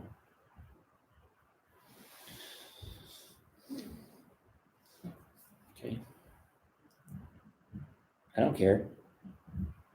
At about 2 o'clock, I was getting really hungry. So I asked if we could stop for some fast food. Dad wouldn't pull over because he said the people at the fast food restaurants are idiots. Well, I know why he thinks that. Every time Dad goes out to the fried chicken place over near our house, he tries to place his order through the trash can. I saw a sign for a pizza place, and I begged Mom and Dad to let us eat there, but I guess Mom was trying to save money because she can prepare it. Oh, really want some food. I haven't had food for a really long time. Half hour later, we pulled into a big parking lot, and I knew exactly where we were. We were at the slip slide water park where we used to go as kids. And I mean little kids. It's really a place meant for people Manny's age. Fuck. I'm sorry, guys. I can't do this. We only have one viewer. This is getting me really depressed.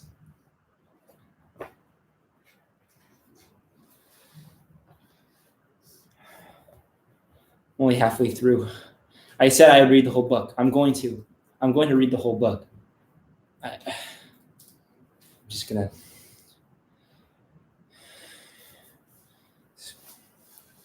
just take a break for a little bit.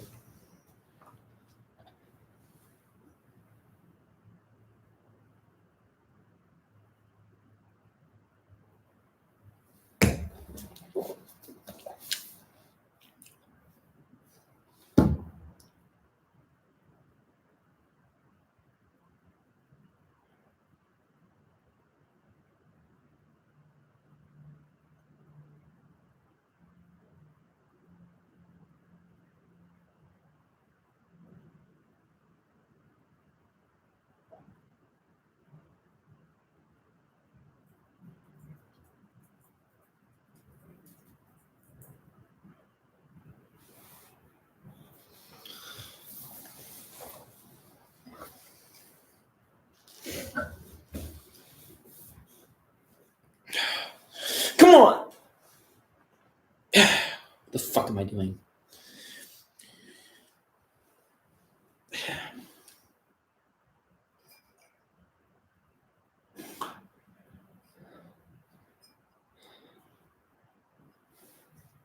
What am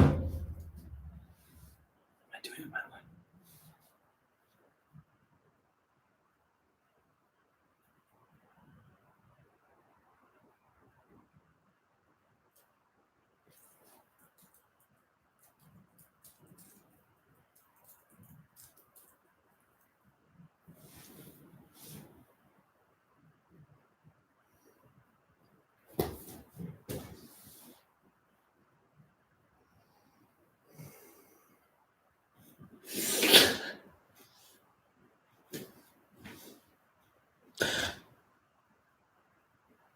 Comment if you think I shouldn't kill myself. Hey, comment in the chat if you think I shouldn't kill myself. Okay, no one commented.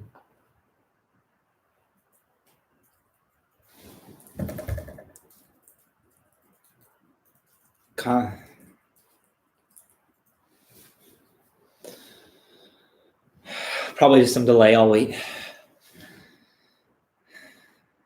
Comment in the chat if you think I shouldn't end my life.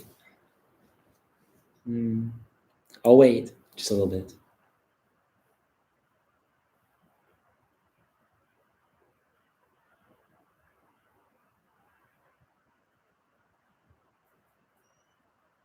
Should I do?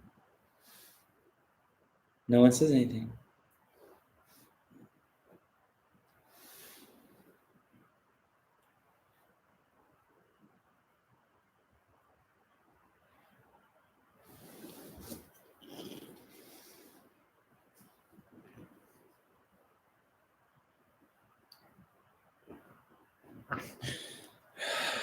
Don't want to go down sober.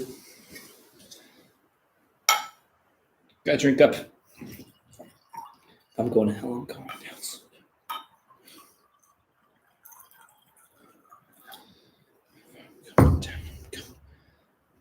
Going out with a bang if I'm going out. Go with a bang. I'm going out. Think I'm Canada? You think I'm a man?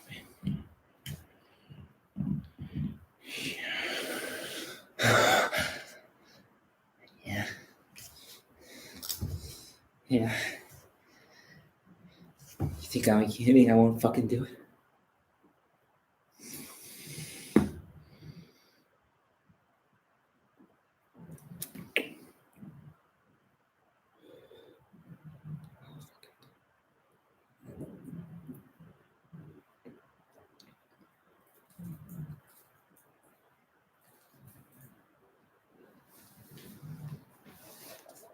Okay.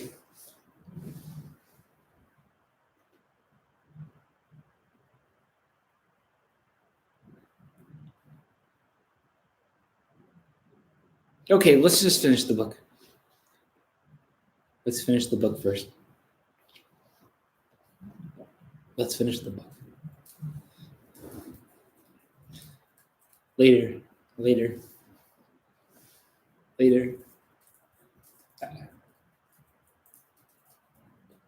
Tomorrow.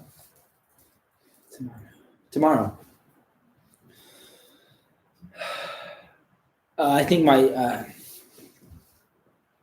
my stream probably lagged. No one heard my question, so I'm just going to continue with my book. I saw the sign for a pizza place, and I begged Mom and Dad to let us eat there. But I guess Mom was trying to save money because she came prepared. A half hour later, we pulled into a big parking lot, and I knew exactly where we were. It's a slip slide. I already read this.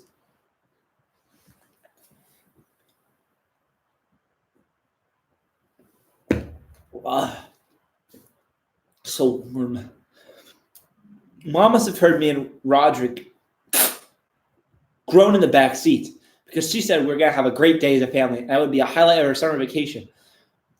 I had bad memories of the slip slide water park. One time, Grandpa took me there, and he left me in the water slide area for practically the whole day. He said he was going to go read his book, and he'd meet me there in 3 hours. Well, when you get stuck in a good book. I didn't actually go on any slides because of the sign at the entrance. I thought you had to be 48 years old to ride, but it turns out the two little lines next to the number meant inches. So I basically wasted my day waiting for Grandpa to come back and get me. And then we had to leave. Roderick has bad memories of the slip slide, stupid bitch. What? Last year his band got booked to do a show on the music stage they had near the wave pool. Roderick, his band, asked the park people to set them up with a smoke machine so they could have some special effects for their show. But somebody screwed up and they set Roderick's band with a bubble machine. A bubble machine instead. Yeah, not tomorrow. Later. I found out the reason Mom took us to the water park today was it was half price for families. Unfortunately, it looked like just about every family in the state was there too. When we got through the gates, Mom rented a stroller for Manny. I convinced her to spend a little more money and rent a double stroller because I knew I was going to be a long day and I wanted to conserve my energy. Mom parked a stroller near the wave pool, which was so crowded you could barely even see the water. After we put on our sunscreen, I found a place to sit. I felt a few raindrops, and then I heard thunder. Oh, shoot. I hate thunder. So loud. Then an announcement came over the loudspeaker. Due to lightning, the slip slide water park is now closed. Thank you for coming, and have a nice day. Sorry, Greg. Everyone hit the exits and got in their cars. But with all the people trying to leave at the exact same time, it was just a total traffic jam. Manny tried to entertain everyone by telling jokes. At first, Mom and Dad were encouraging him. But after a while, Manny's jokes didn't even make sense. We were low on gas, so we had to turn off the air conditioner and wait for the parking lot to clear up. Mom said she had a headache, and she went to the back and to lie down. And an hour later, traffic finally thinned out, and we got onto the highway. What's a highway? We stopped for gas, and about 45 minutes later, we were home. Dad told me to wake up Mom, but when I looked in the back of the station wagon, Mom wasn't there. For a few minutes, nobody knew where she went. Then I realized the only place she could be was at the gas station. She must have gone out to use the bathroom when we stopped, and nobody noticed. Good. Leave her there. Sure enough, that's where she was. We were glad to see her, but I don't think she was too happy to see us. Mom didn't really say anything on the ride back. Something tells me she's had her fill of family toughness for the while, and that's good because I have too, and she sucks. That was my own comment. I don't like her. Someday, I really wish we didn't go on that trip yesterday because if we stayed home, my fish would still be alive. Oh, I'm sorry. Before we left for our trip, I fed my fish. And Mom says I should feed Roderick's fish too. Roderick's fish was in a bowl on top of the refrigerator, and I'm pretty sure Roderick hadn't fed his fish or cleaned the bowl once. I think Roderick's fish was living off of the algae growing on the glass. So, when Mom saw Roderick's bowl, she thought it was disgusting. So she took his fish and put it in my bowl. When we got home from the water park, I went straight to the kitchen to feed my fish, but he was gone. And it wasn't a big mystery what happened to him. What the fuck happened to him? I didn't even have time to feel sad about it because today was Father's Day and we all had to get in the car and go to Grandpa's for brunch. Wait, what happened to the fish? Mom said Roger's bowl. That was... Okay, anyways, I'll tell you this. If I'm ever a dad, you're not going to see me dressing up in a shirt and tie and going to leisure towers on Father's Day. I'm going to go off by myself and have some fun. But Mom said she thought it was going to be good for the 3 generations of Heffley men to be together. Oh, Mom sucks!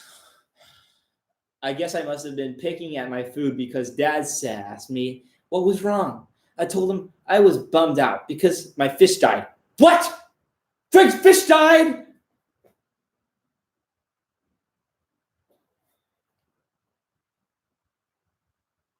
Dad said he really didn't know what to say because he never had a pet die before. He said he used to have a dog named Nutty when he was a kid, but Nutty ran away to a butterfly farm. Oh, that's nice. I've heard Dad tell the same story about Nutty and the butterfly farm a million times, but I didn't want to be rude and cut him off. Then Grandpa spoke up and said he had a confession to make. He said that Nutty didn't actually run away to a butterfly farm. What? Grandpa said that he really happened was that he accidentally ran over the dogway with buckling his car. His grandpa ran over his dog. Grandpa said he made up the butterfly farm story so he didn't have to tell Dad the truth. Oh, but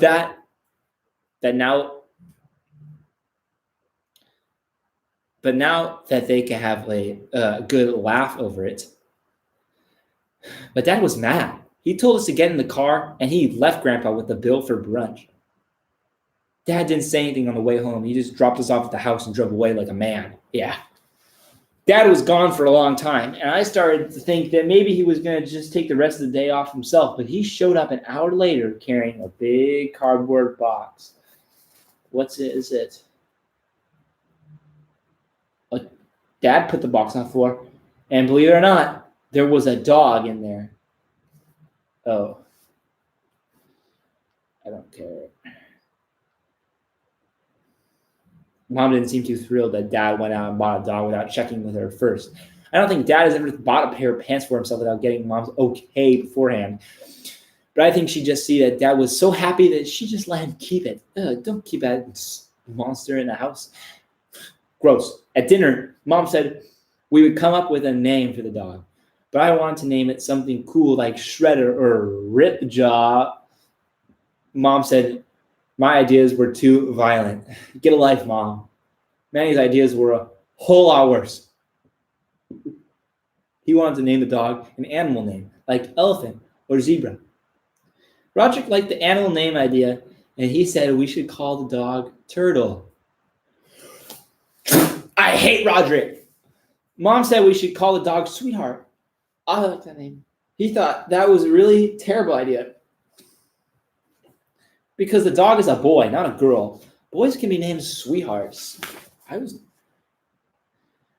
Before any of us could fight it, Dad agreed with Mom's idea.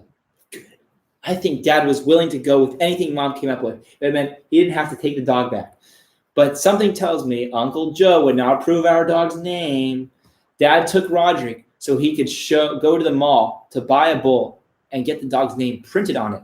And here's what Roderick came back with. It says sweaty. Why does it say sweaty? I guess that's what you get when you send the worst speller in the family off to do your errands.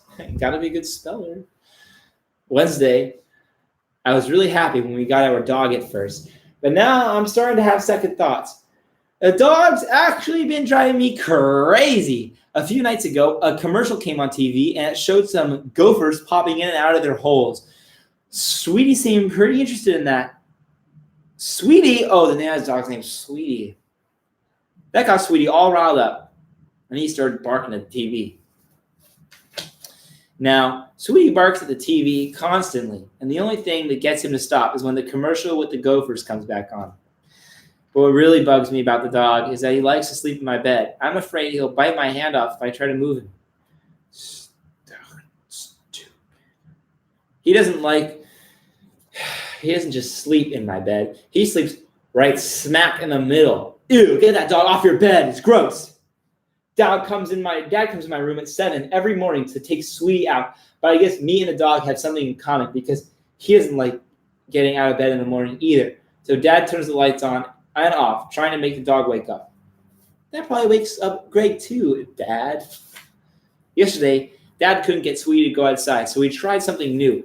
He went to the front of the house and rang the doorbell, which made the dog shoot out of bed like a rocket. The only problem was he used my face as a launching pad.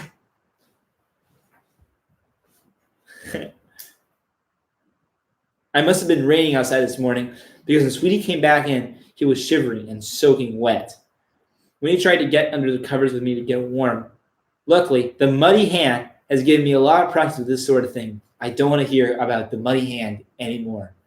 I am going to fucking lose it if I hear any of that scary shit anymore. I swear I'm going to stop reading the book. Sorry.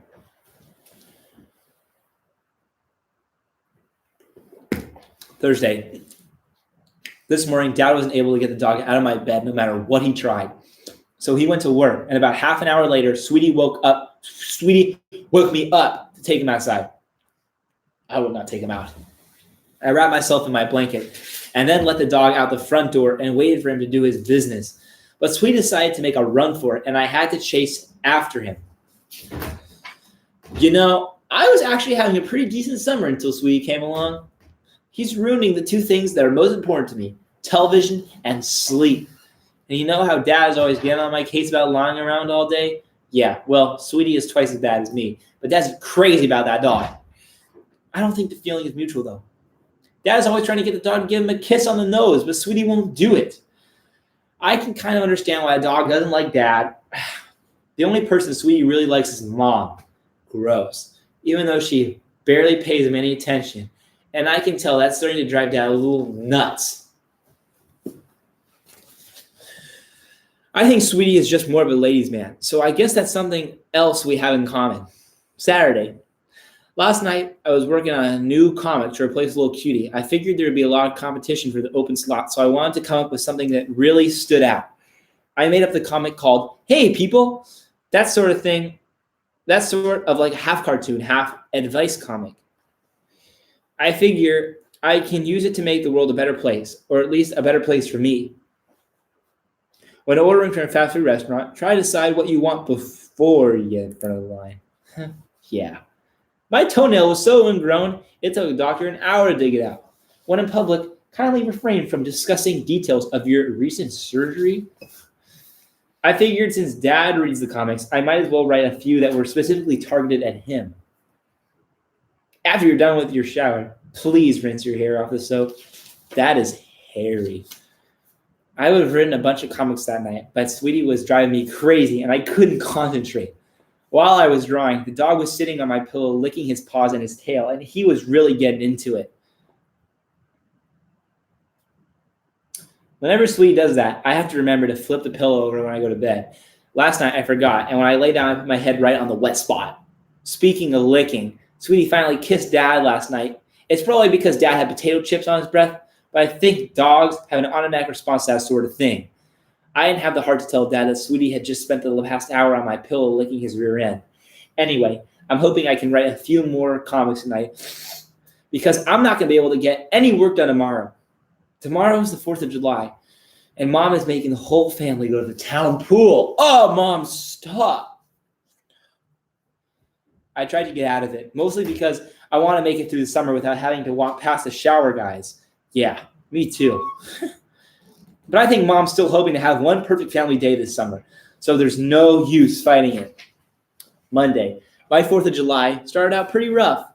When I got to the pool, I tried to get through the locker room as quickly as I could, but the shower guys are pretty chatty, and they didn't make it easy on me. When Mom told me she left her sunglasses out in the car, I had to go back through the shower area to the parking lot.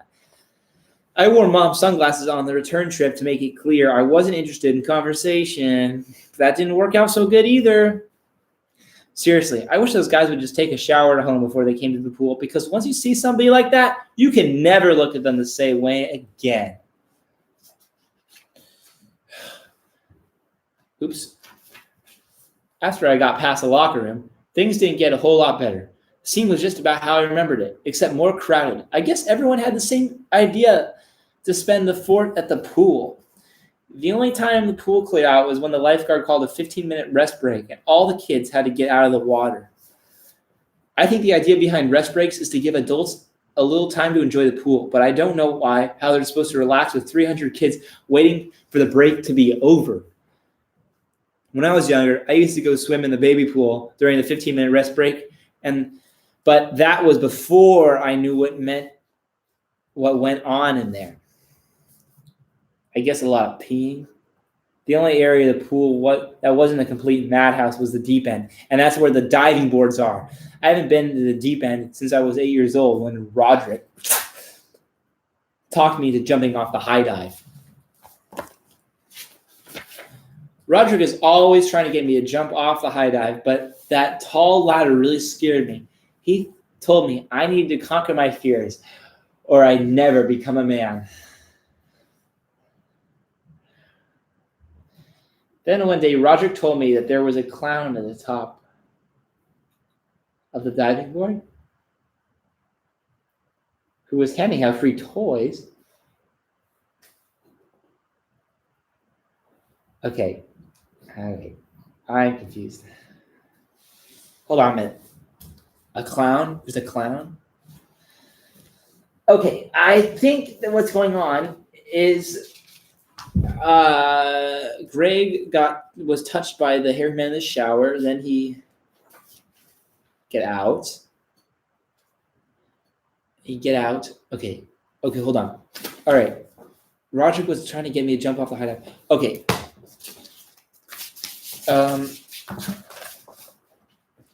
What's going on? Okay, let me think. What's going on?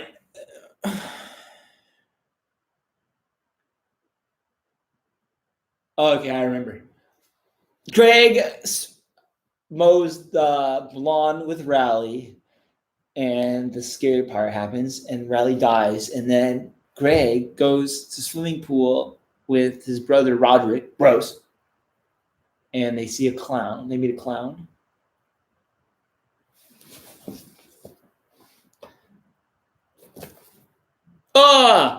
Yeah, I forgot. The dog. It was the dog. The dog did it. Yes. I think that's what's going on. So the dog is at the pool disguised as a clown and is trying to get Greg to conquer his fear of heights. He told me I need to conquer my fears or I will never become a man. Then one day, Roderick told me that there was a clown at the top of the diving board who was handing out free toys. Hold on. Okay, hold on a minute. I got to think about this again. I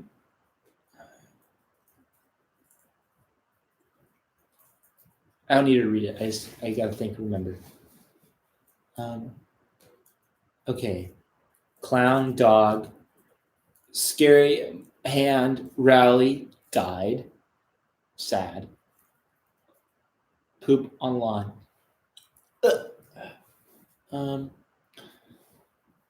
Okay, I got it. Roger, the clown's on the top diving board, conquer fear, Greg. Roger was always trying to get me to jump off the high dive, but that tall ladder really scared me. Even though I needed to conquer my fears, I never became a man. Then one day, Roger told me there was a clown at the top of the diving board who was handing out free toys, and that got my attention. What? That doesn't make any sense. Hold on a minute. Oh, the dog, Greg is the clown on the diving board. No. Okay. I think I get it. Roderick is always trying to get me to jump off the high dive. That tall ladder really scared me. He told me I needed to conquer my fears or I'd never become a man. Then, one day, Roderick told me there was a clown at the top of the diving board who was handing out free toys. That got my attention. But by the time I realized Roderick was full of baloney, it was too late. Why was he full of baloney? What? So this was a third grade reading level. Okay, fine. I'm just going to continue. I don't really understand where the clown is, but I don't know. Anyway, today Mom got everyone together to go to the picnic area because they were giving out free watermelon. What the hell is watermelon? I've got a fear of watermelon. I've got a fear of watermelon too. Okay, Roderick always tells me that if you eat the seeds, it's like a big strawberry, then a watermelon will grow in your stomach. Okay. I don't know if he's telling the truth or not, but school's only a couple of months away, so I'm not willing to take the risk. When it started getting dark, everyone put their blankets out on the lawn to watch the fireworks display. We sat staring up at the sky for a long time, but nothing was happening. When someone came out on the loudspeaker and said that the show was canceled because someone left the fireworks out in the rain last night and they got soaked. Some little kids started to cry, so a couple of grumps tried to create their own fireworks show. Luckily, the fireworks display at the country club down the road started right about then. It was a little hard to see over the trees, but at that point, I don't think anyone really cared. Tuesday. This morning, I was sitting at the kitchen table flipping through the comics, and I came across something that almost made me spit my cereal out.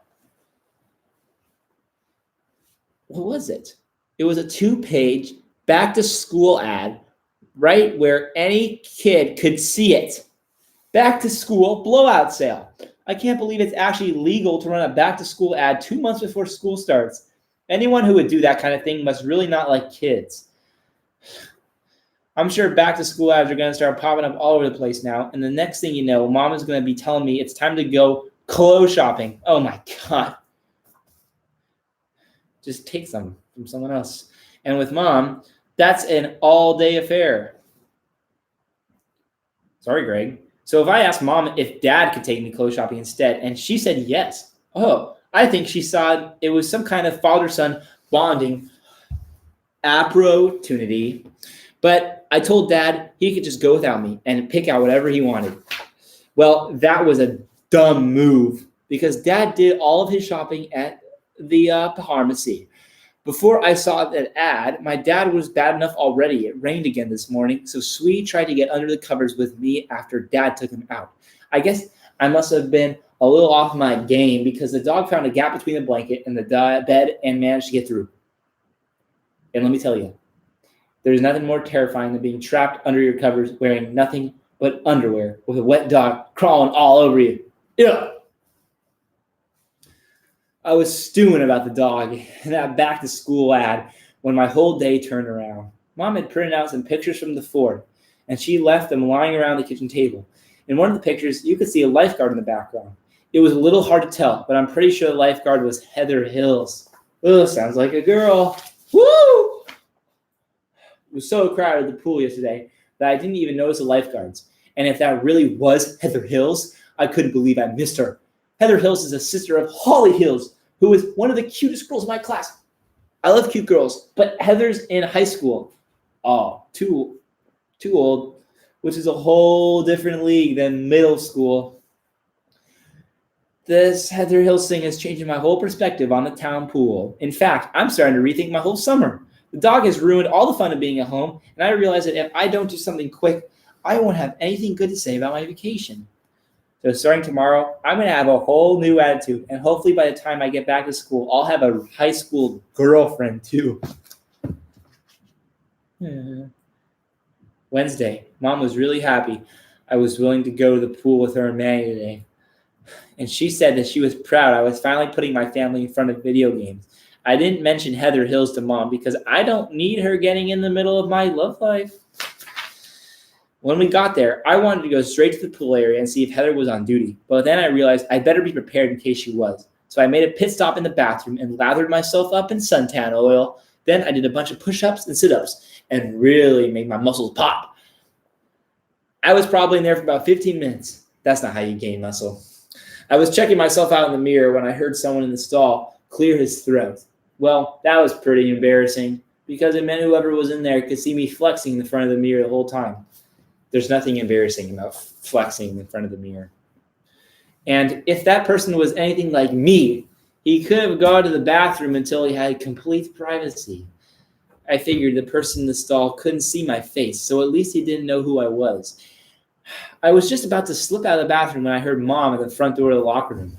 Gregory Heffley, are you still in there? Oh, Mom, that's embarrassing. Mom wanted to know what took me so long and why I looked so shiny. But I was already looking past her and scanning the lifeguard stand to see if Heather Hills was on deck. He's trying to get a girl, Mom. Chill out. Sure enough, she was. She was right there. I went right over to her and parked myself underneath her chair. Every once in a while, I'd say something witty, and I think I was definitely impressing her. Does Mrs. Archiagra really think it's a good idea to wear a bikini when she's 8 months pregnant? He knows how to talk. I'd get Heather a new cup of water whenever it looked like she needed a refill. And every time some kid would do something wrong, I'd speak up so Heather didn't have to. Whenever Heather's shift ended, I'd follow her to her next station. Every fourth time, I'd end up in front of her where Mom was sitting. And let me tell you, it's not easy being smooth when your mother's sitting 5 feet away. I just hope Heather knows that I would do anything for her. Yeah. If she wants someone to put suntan lotion on her back or towel her off after she takes a dip in the pool, I'm the man for the job. Go, Greg. I basically hung out with Heather until it was time to go. On my way home, I was thinking that if the rest of my vacation goes like today, this will be the best summer ever. Just like Mom predicted. In fact, the only thing that can ruin things now is that stupid muddy hand. Wednesday, I've been hanging out with Heather every single day for the past week. I realize my friends at school will never believe when I tell them about me and Heather. So I asked Mom to take a picture of me standing next to the lifeguard chair. Mom didn't have her camera, so she had to use her cell phone. But she couldn't figure out how to take a picture with it, and I ended up standing there for a long time looking like a fool. Oh, Greg. I finally got Mom to press the right button to take a picture. But when she did, the camera was pointed the wrong way, and she took a picture of herself. See, this is why I say that technology is a waste on grown-ups. I got Mom to point the camera at me, but right at that moment, her phone rang, and she answered it. Oh! Mom talked for about 5 minutes, and by the time she was done, Heather was on to her next shift. Dang it. Fuck. Sorry, Greg. But that didn't stop Mom from taking the picture anyway. Friday. Relying on Mom for my ride to the pool is starting to become a problem. Mom doesn't want to go to the pool every day, and when she does go, she only stays a few hours. I like to be at the pool from time it opens till the time it closes so I can maximize my time with Heather. I wasn't about to ask Roger to drive me to the pool in his van because he always makes me sit in the back. Shut up, Roderick. And there were no seats. I realized I only need my own transportation. And luckily, I found a solution yesterday. One of our neighbors left a bike out by the curb, and I took it before anyone else could. I rode the bike home and parked it in the garage when Dad saw it. And he said it was a girl bike. What's a bike? And I should get rid of it. Don't know what that is. I'll tell you at least 2 reasons a girl bike is better than a boy bike. Number 1, girl bikes have big, cushy seats. And that's really important when you're riding in your bathing suit. Oh, it's like a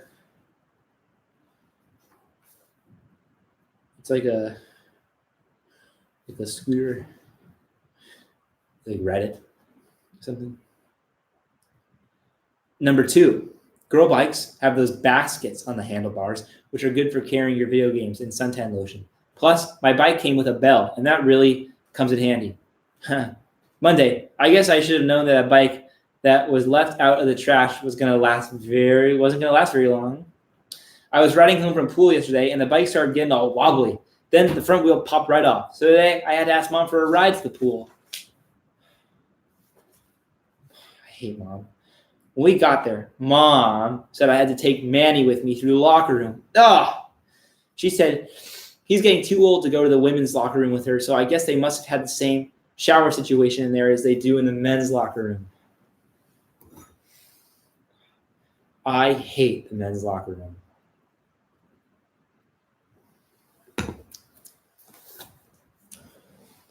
It should have taken about 5 seconds to get Manny from one end to the locker room to the other, but it took about 10 minutes instead. Manny goes everywhere with Mom, so he had never actually been in a men's locker room before. He was really curious and wanted to check everything out. At one point, I had to stop him from washing his hands in the urinal because I guess he thought it was a sink. I didn't want Manny to have to walk through the shower area and see the things I've seen. So I got a towel out of my bag and was going to put it over Manny's eyes when we walked past the shower guys.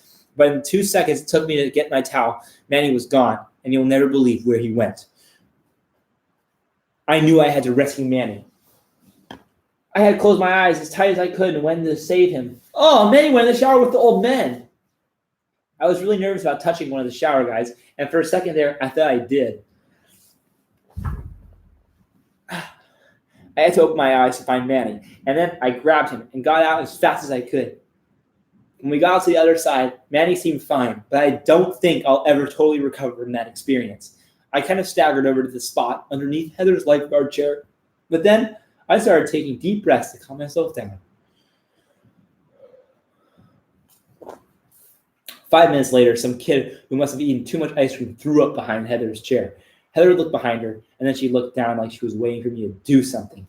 I guess the noble thing to do was to clean up the mess for Heather, but this was really beyond the call of duty.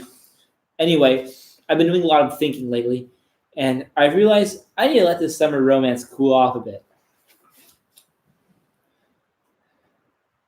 Plus, Heather's going off to college next year, and those long-distance relationships never seem to work out.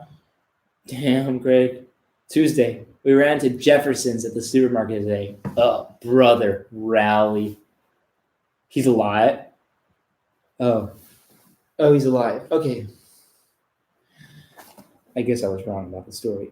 Me and Rally haven't spoken to each other in over a month, so it was kind of awkward. Mr. Jefferson said that they were buying groceries for their trip to the beach next week.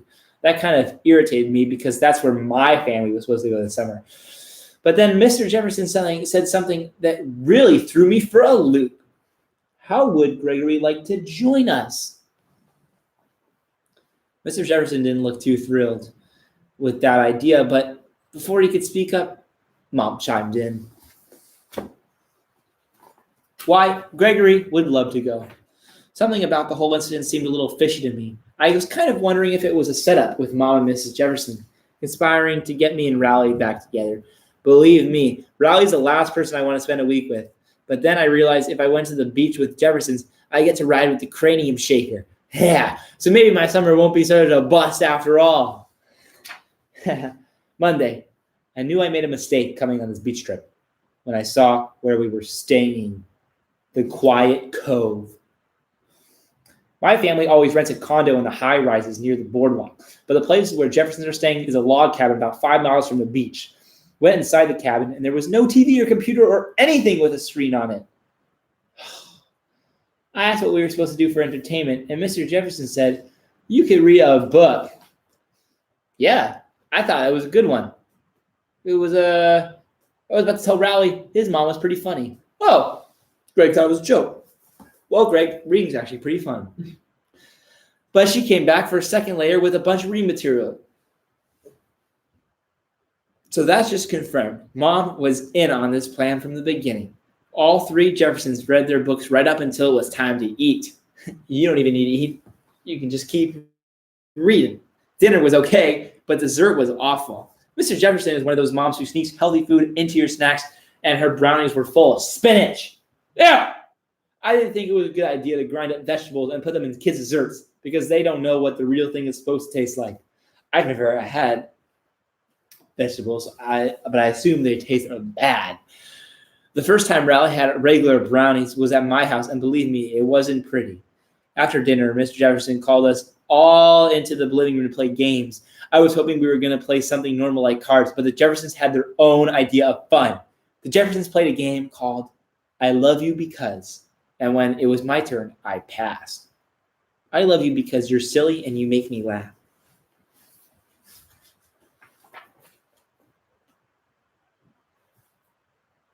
Then we played charades. And when it was Rowley's turn, he was a dog. I am tired of dogs. I do not want to hear any more about dogs. They're gross, and they smell bad.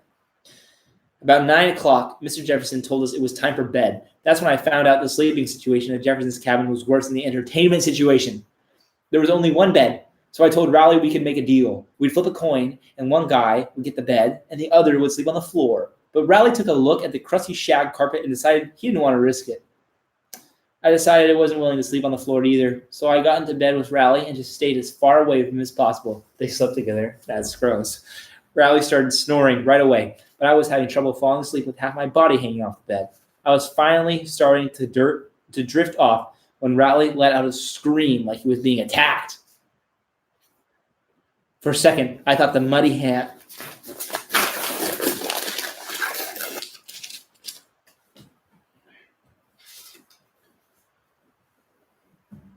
So Rowley's parents spent the next 20 minutes trying to calm him down, telling him it was just a bad dream, and there really was no chicken. Oh, it was a chicken. It was just a chicken. Nobody bothered to check how I was doing after falling off the bed on my face. Rowley spent the rest of the night sleeping in his parents' room, which was fine with me, because without Rowley and his chicken dreams keeping me awake, I was able to get a good night's sleep. I've been stuck inside the cabin for 3 days now, and I'm really starting to... Oh no, I lost my... Oh no.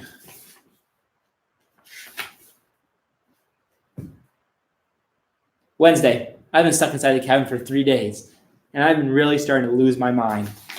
I've been trying to get Mr. and Mrs. Jefferson to take us out to the boardwalk, but they say it's too noisy there. I've never gone this long without TV or computers or video games, and I'm starting to feel kind of desperate. When Mr. Jefferson works late at night on his laptop, I sneak downstairs and watch him just to get a glimpse of the outside world. I tried to get Mr. Jefferson to let me use his laptop a couple times, but he says it's his work computer, and he doesn't want me to mess anything up. Last night, I was at my breaking point, so I did something a little risky.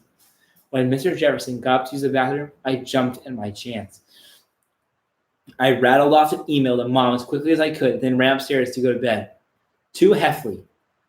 A subject, SOS. Help, help. Get me out of here. These people are driving me crazy. That is not how you write an SOS. Idiot. When I came downstairs for breakfast this morning, Mr. Jefferson didn't look too happy to see me.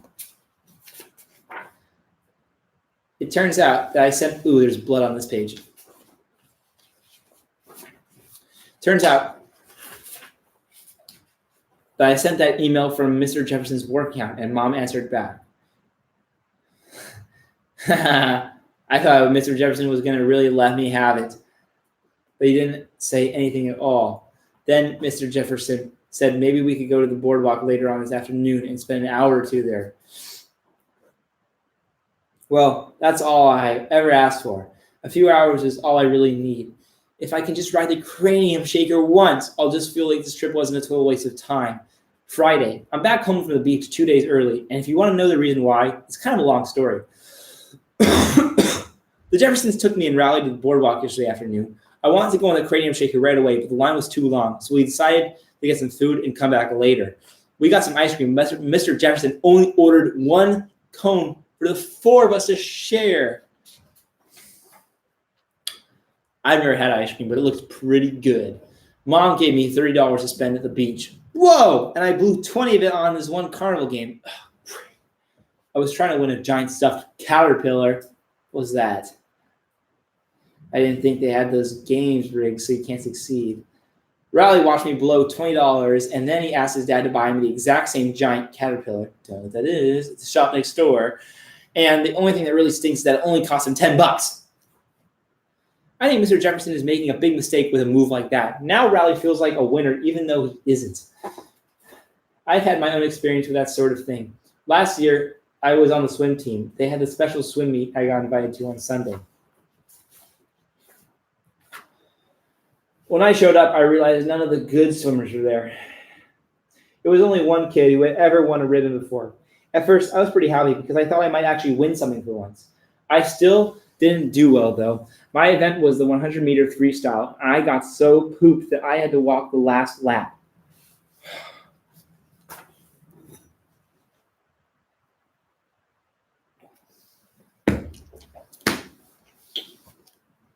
But the judges didn't disqualify me. And at the end of the night, I got a first-place ribbon, which my parents handed to me. In fact, everyone walked away with a first-place ribbon.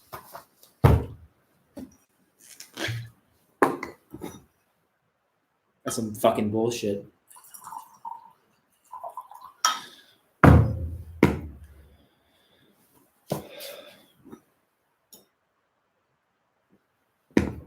It's fucking stupid.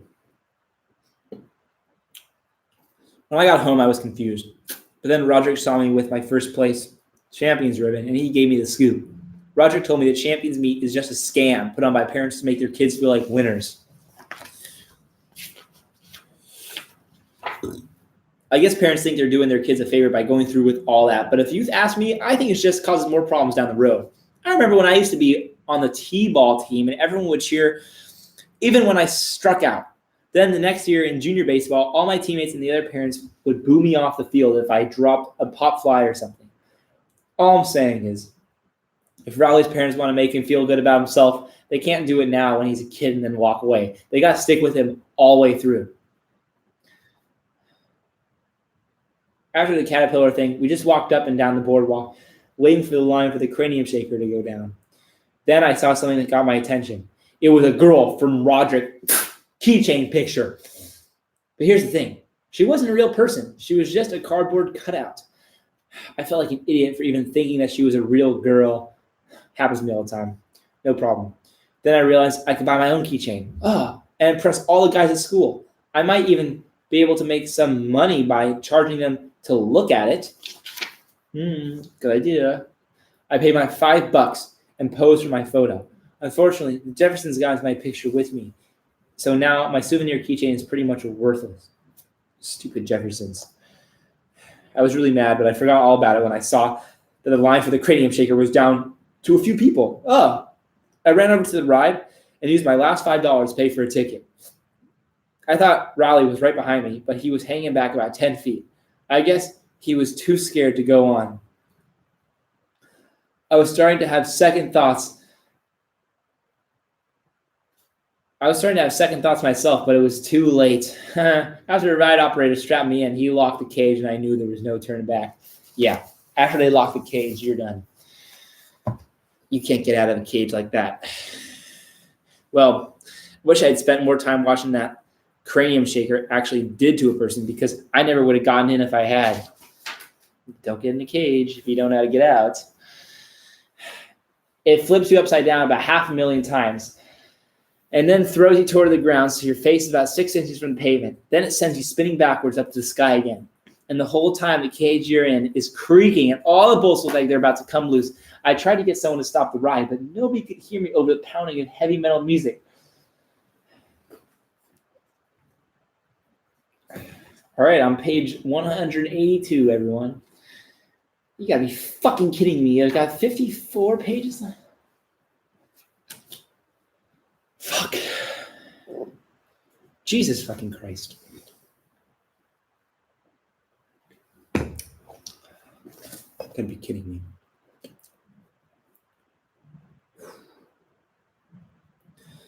It was the most nauseous I've ever felt in my life. And when I say that, I mean even more than after I had to get Manny out of the shower area at the town pool. If this is what it takes to be a man, I'm definitely not ready yet. When the ride finally ended, I could barely walk, so I sat down on the bench and waited for the boardwalk to stop spinning. I stayed there a long time and focused on trying not to throw up, while Raleigh rode some rides that were more his speed. After Raleigh was done with his kiddie rides, his dad bought him a boppy balloon and a shirt from the souvenir shop. A half hour later, I was finally ready to try standing up and walking around again. But then I got on my feet. Mr. Jefferson said it was time to go. I asked him if we could just play a few games in the arcade. But he said, okay, even though he didn't seem very happy about it. I had spent all the money Mom gave me, so I told Mr. Jefferson $20 would probably do it, but all he was willing to offer me was $1. Fucking asshole. I think the arcade was too loud for Mr. and Mrs. Jefferson, so they didn't want to go inside. They told us to go in by ourselves and meet them outside in 10 minutes. I went to the back of the arcade where they have this game called Thunderbolt. I spent about $50 on that game last year and got the high score. I wanted Raleigh to see my name at the top of the list because I wanted to show him what it was like to win something without it being handed to you. Well, my name was still at the top of the list, but the person who got the next high score must have been jealous they couldn't beat me. I unplugged the machine to try and wipe it off the high scores, but they burned it into the screen permanently. I was going to just spend our money on some other game, but then I remembered a trick Roderick told me about, and I realized we can make the dollar last a lot longer. Me and Raleigh walked outside and went underneath the boardwalk. Then I slipped a dollar bill up between the planks of the wood and waited for our first victim. Eventually, a teenager spotted the dollar sticking out of the boardwalk. Great. It's not very nice. When we went to grab it, I pulled the dollar bill through the slat at the last second. I had to hand it to Roderick because this was actually a lot of fun. The teenagers we pranked weren't too happy though, and they came after us. Me and Raleigh ran as fast as we could, and we didn't stop until we were pretty sure we shook those guys. But I still didn't feel safe. I asked Raleigh to show me some of the moves he learned in karate so we could handle those guys if they found us. But Raleigh said he's a gold belt in karate, and he wasn't going to teach his moves to a no belt. I didn't know karate. We hid there a while more, but the teenagers never showed up. And eventually, we decided the coast was clear. That's when we realized we were underneath Kitty Land. So there was a whole bunch of victims for our dollar bill trick right above our heads. And we got a much better reaction out of those kids than we did from the teenagers. Stupid little babies. But one of those kids was really fast, and he grabbed the dollar before I could pull it down. So me and Raleigh had to go up and boardwalk and get it back. The kid wasn't budging, though. I tried to explain the concept of the personal property to him, but he still wouldn't give up our money. That's what you get. I was getting pretty frustrated with this kid. And that's when Raleigh's parents showed up. I was pretty glad to see him because I figured if anyone could talk some sense to this kid, it would be Mr. Jefferson. But Mr. Jefferson was mad, and I mean really mad. He said he and Mrs. Jefferson had been looking all over us for the past hour, and they were ready to call the police to report us missing. Mr. Jefferson, don't call police. Never call police, even if you're in trouble. I don't like the police. Then he told us we had to get in the car. But on the way to the parking lot, we walked past the arcade. I asked Mr. Jefferson if we could please have another dollar since we never did get to spend that one that he gave us. But I guess that wasn't the right thing to ask because he took us back to the car without saying a word. When we got back to the cabin, Mr. Jefferson said me and Raleigh had to go straight to our room. That really stunk because it wasn't even 8 o'clock and it was still light outside. Mr. Jefferson said that if we had to go to bed, that he didn't want to hear a peep out of us until morning. Raleigh was taking it really hard. From the way he was acting, I don't think he's ever been in trouble with his dad before. I decided to lighten the mood a bit. I walked around on the shag carpet and then gave Riley a static electric shock as a joke. That seemed to get Riley a snap out of it. He walked around in a circle for about 5 minutes, rubbing his feet on the carpet, and then he got me back while I was brushing my teeth. Giving people an electric shock is no joke. It's not very funny either. It's not funny. I couldn't let Riley one-up me like that, so when I got into bed, I got his boppy balloon, pulled back the giant rubber band, and let it rip. If I had to do it again, maybe I wouldn't have pulled it back so hard. When Riley saw the red mark on his arm, he screamed. I knew that was going to attract attention. Sure enough, his parents were up in our room in 5 seconds.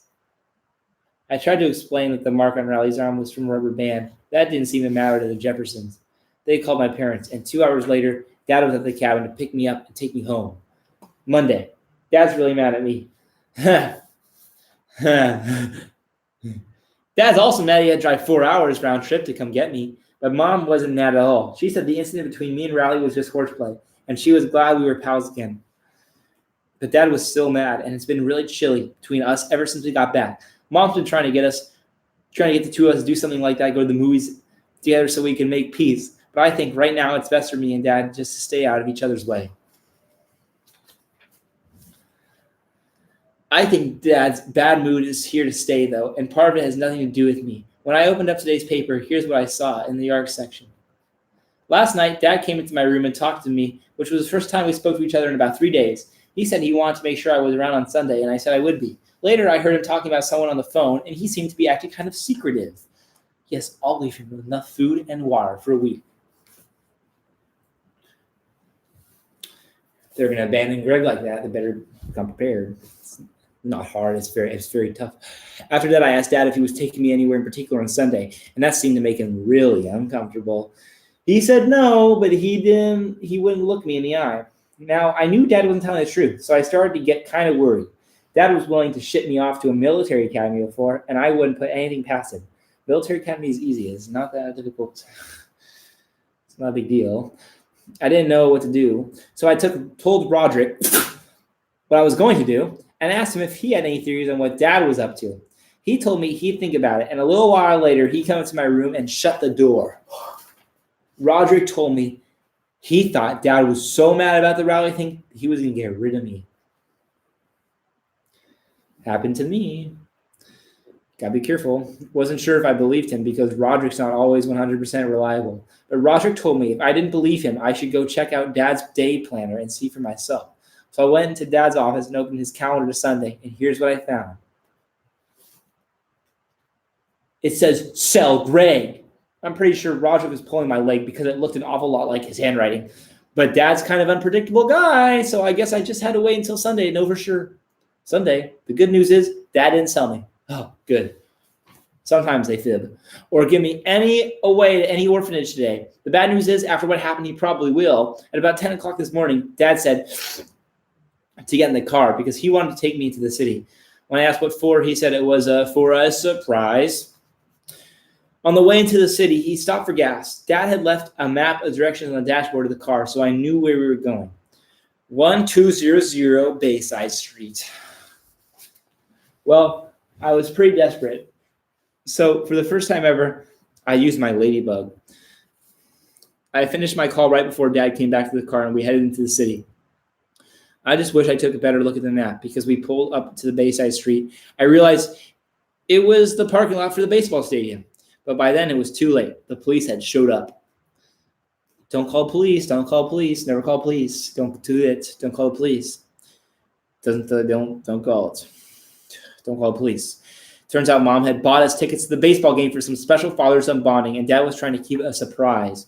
But the police showed up. Don't call police. Then never works out. Never good. Never a good idea. It took Dad a long time to explain all this to the cops. After he cleared things up with the police, Dad wasn't in the mood for a baseball game, so he just took me home. I felt kind of bad because the seats Mom got us were in the third row, and it looked to me like they cost a fortune.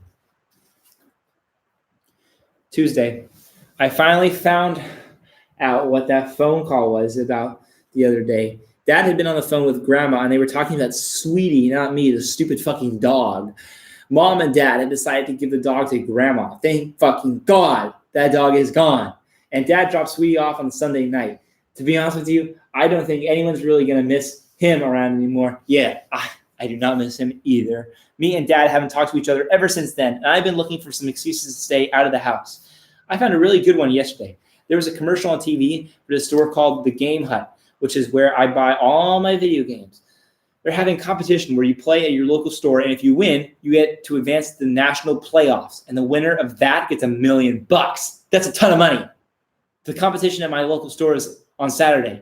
I'm sure there are going to be a ton of people there. That thing, I'm going to be super early, going to get there super early to make sure I get a good place in line. I learned that trick from Roger. Whenever we want to get tickets to the concert, he camps out the night before. In fact, that's where he met his band's lead singer, Bill.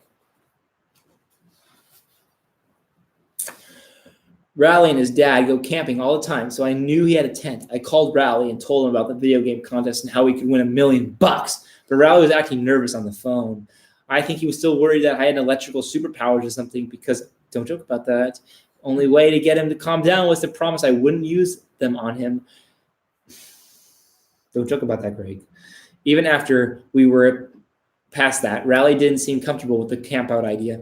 He said his mom and dad banned him from seeing me the rest of the summer. I pretty much figured that, but I had a plan to get around it. I told Riley I'd tell my parents I was going to go to his house to spend the night, and he could tell his parents he was going to Collins. Riley still didn't seem sure. Man up, Riley, stop being a little pussy. I told him I'd bring him his very own box of gummy bears if he came along.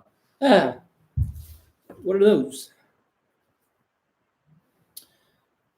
Saturday. Last night, we met at the top of the hill at 9 o'clock. Riley brought the camping equipment and the sleeping bag, and I brought the flashlight and some chocolate energy bars. I didn't have the gummy bears right at that moment, but I promised Riley I'd buy him some of the first chance I got. When we got to the game hut, we were the only people there, and I couldn't believe our luck. So we pitched our tent in front of the store before anyone else could take our spot. Then we watched the door to make sure no one tried to cut in front of us. I figured the best way to save our place in line was to sleep in shifts. I even offered to take the first shift and let Riley sleep because that's just the kind of person I am. After my shift was over, I woke Riley up for his turn, but he fell back asleep in about 5 seconds. So I shook him awake and told him he needed to stay alert. Riley didn't even bother trying to defend himself. I decided it was up to me to make sure nobody got in front of us. So I stayed up all night. I was starting to have trouble keeping my eyes open around 9 o'clock in the morning, and I ate both of the energy bars I packed to keep myself going.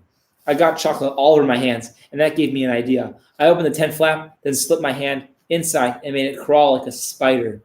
Bad idea. Sounds like this. I thought it would be funny to make Riley think it was a muddy hand.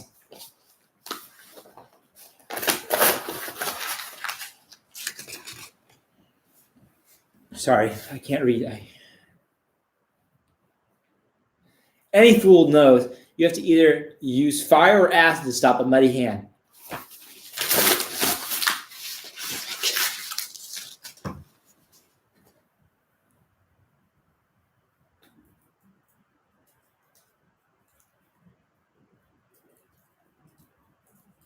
All I could do was run around in circles while Riley shot me over and over.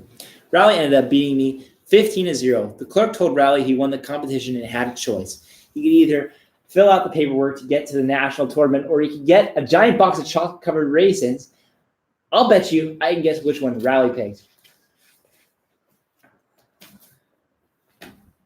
Sunday. You know, I should have just stuck with my original plan and stayed inside the summer, because all my trouble started the minute I stepped outside. Okay, I'm confused now. I'm almost done. I have about 2 pages left, but I just really don't know what's going on.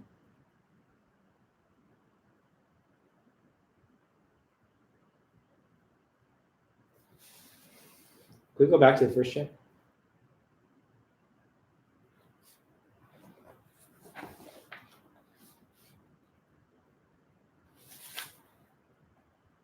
I'm going to start back on page 45.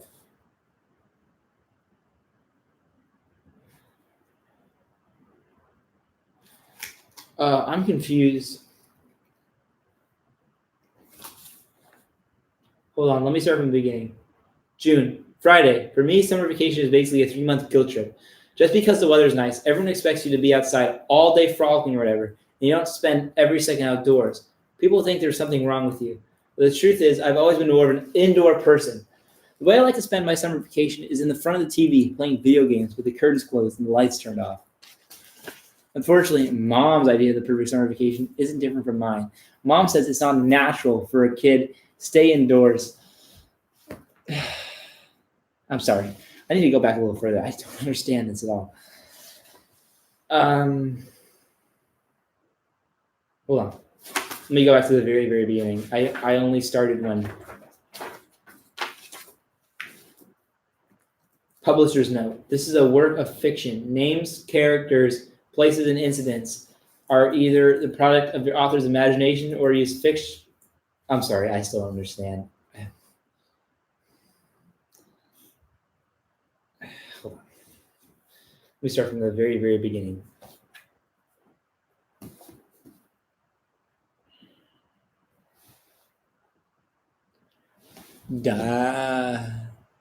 Diary of a win. Oh, Diary of a Wimpy Kid. Oh yeah, Diary of a Wimpy Kid. Dog days. All right, let's start. Let's go. Let's jump right into it.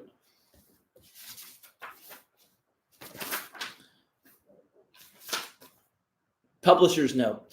This is a work of fiction.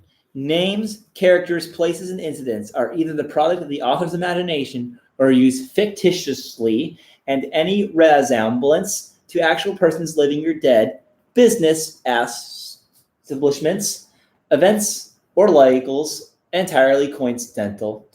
Liberal Library of Congress cataloging -in -publication data. PZ7.K6232D. Oh, I forgot this part. 20090249953. Okay, this makes more sense. 978-0-8109-8391-5. Okay, all right. This makes sense now. Okay, that cleared a lot of stuff up. I was so confused about the whole rally thing. Okay, 0-95. Okay, let's go back to it. Almost done. Page 212. Sunday. I should have just stuck with my original plan and stayed inside this summer because all my trouble started the minute I stepped out of the house. I haven't seen Rally since he stole that video game competition from me, and Dad hasn't spoken to me since I almost got him arrested. But I think Dad started to turn around for me and Dad. But I think things started to turn around for me and Dad today. You remember that article about how little cutie was being passed on from father to son? Well, his son's first comic came out in the paper today, and it looks like the new little cutie is going to be even worse than the original. Oh, brother.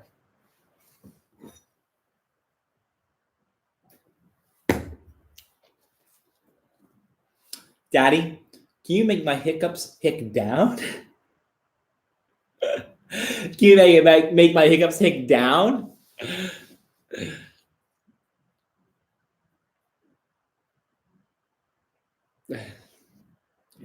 I showed Dad, and he agreed with me. Get a load of this. Let me see. That's when I realized things are going to be okay between two of us. Me and Dad might not have agreed on everything, but at least we agree on the important stuff. I guess some people would say that hating a comic, they don't like it? I don't know what this book is about. Are you kidding?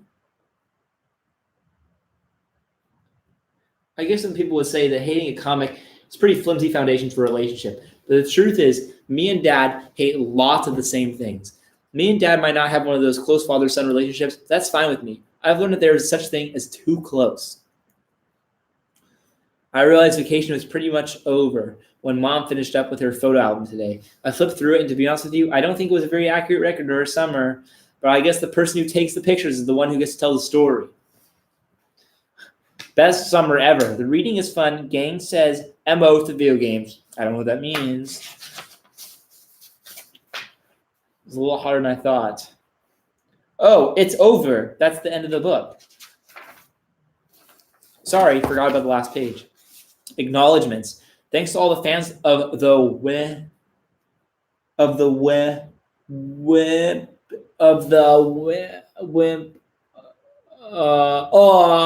Wimpy Kid series for inspiring and motivating me to write these stories. Thanks to all the booksellers across the nation for putting my books in kids' hands. What the fuck? Greg Heffley didn't write this book?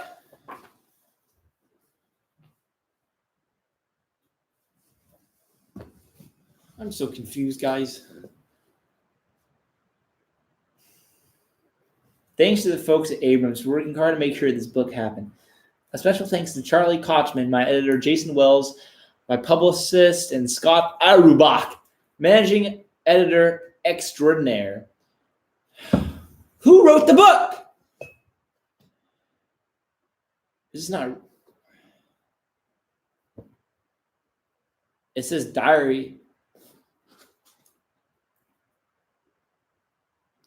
About the author. Jeff Kinney. Oh.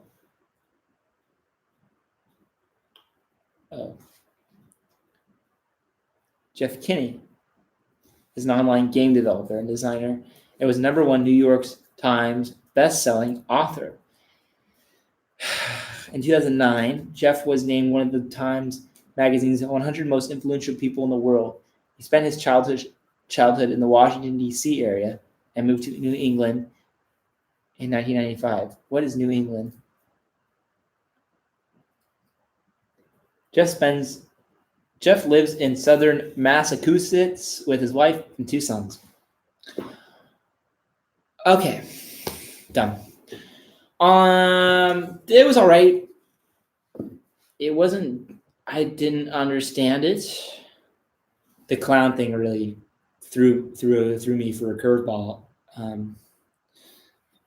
I guess so. Rowley's dead, and I guess Greg Heffley didn't write this one.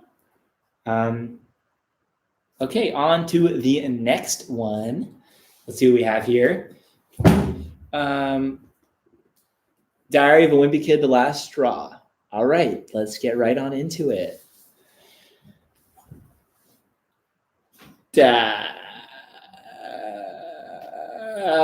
Diary of a Wimpy Kid, The Last Straw.